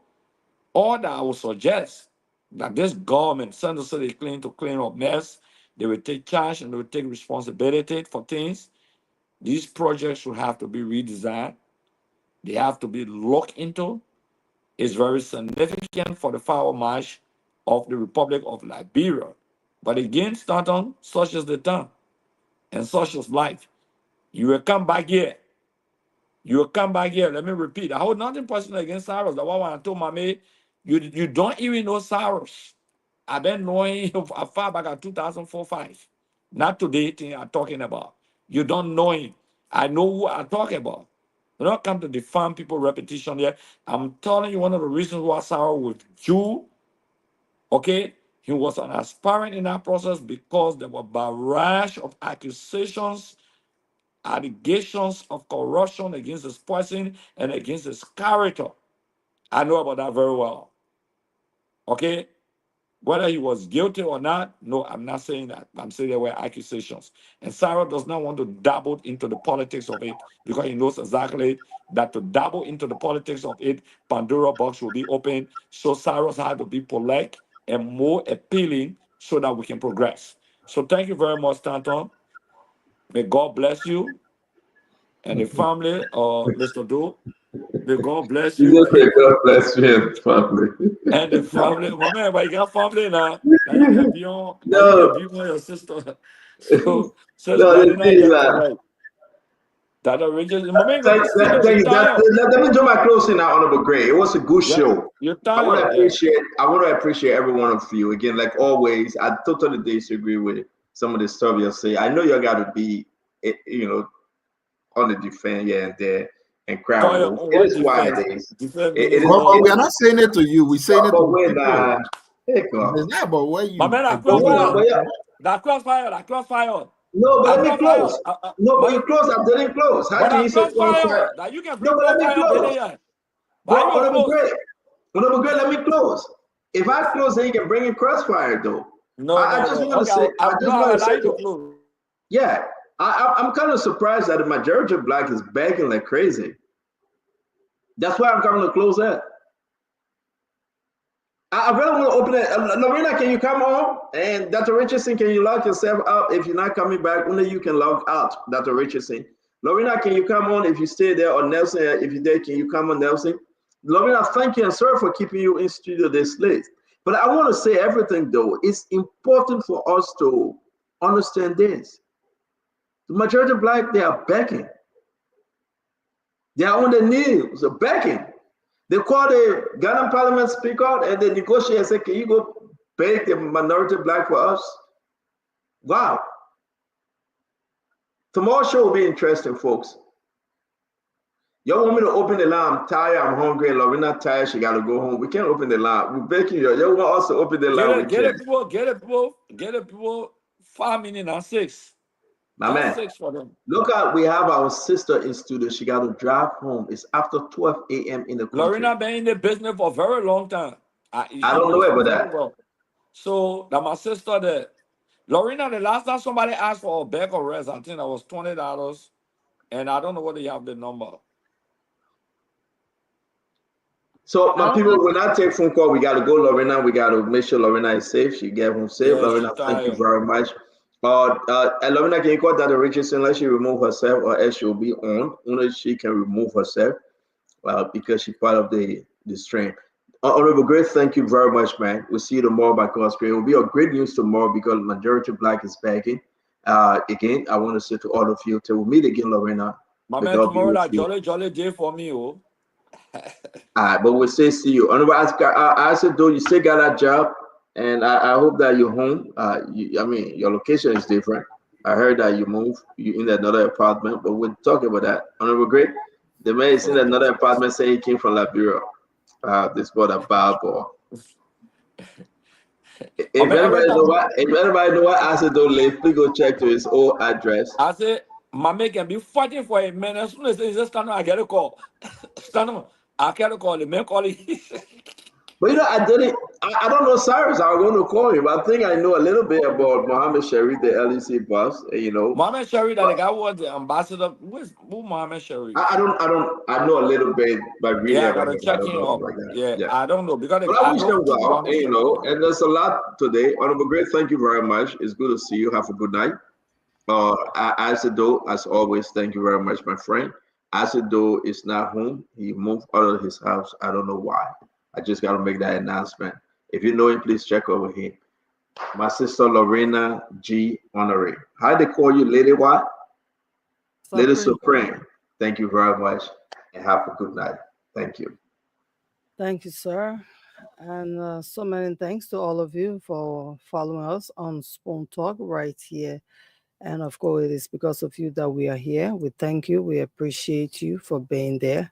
Next time you get a program, it's going to be that's tomorrow evening at 8 o'clock, where CEO Stanton Witherspoon and the rest of the panelists will be here to bring you another top-provoking conversation where it concerns Liberia. I thank you for being there, for following us, for sharing the show, for being a part of the show, for calling. So many thanks to you for being there. Let's make sure we stay safe and put Liberia first, as we are supposed to do, as always. Thank you for being there. My name is Lorena Honoree. Have a wonderful evening. Good night.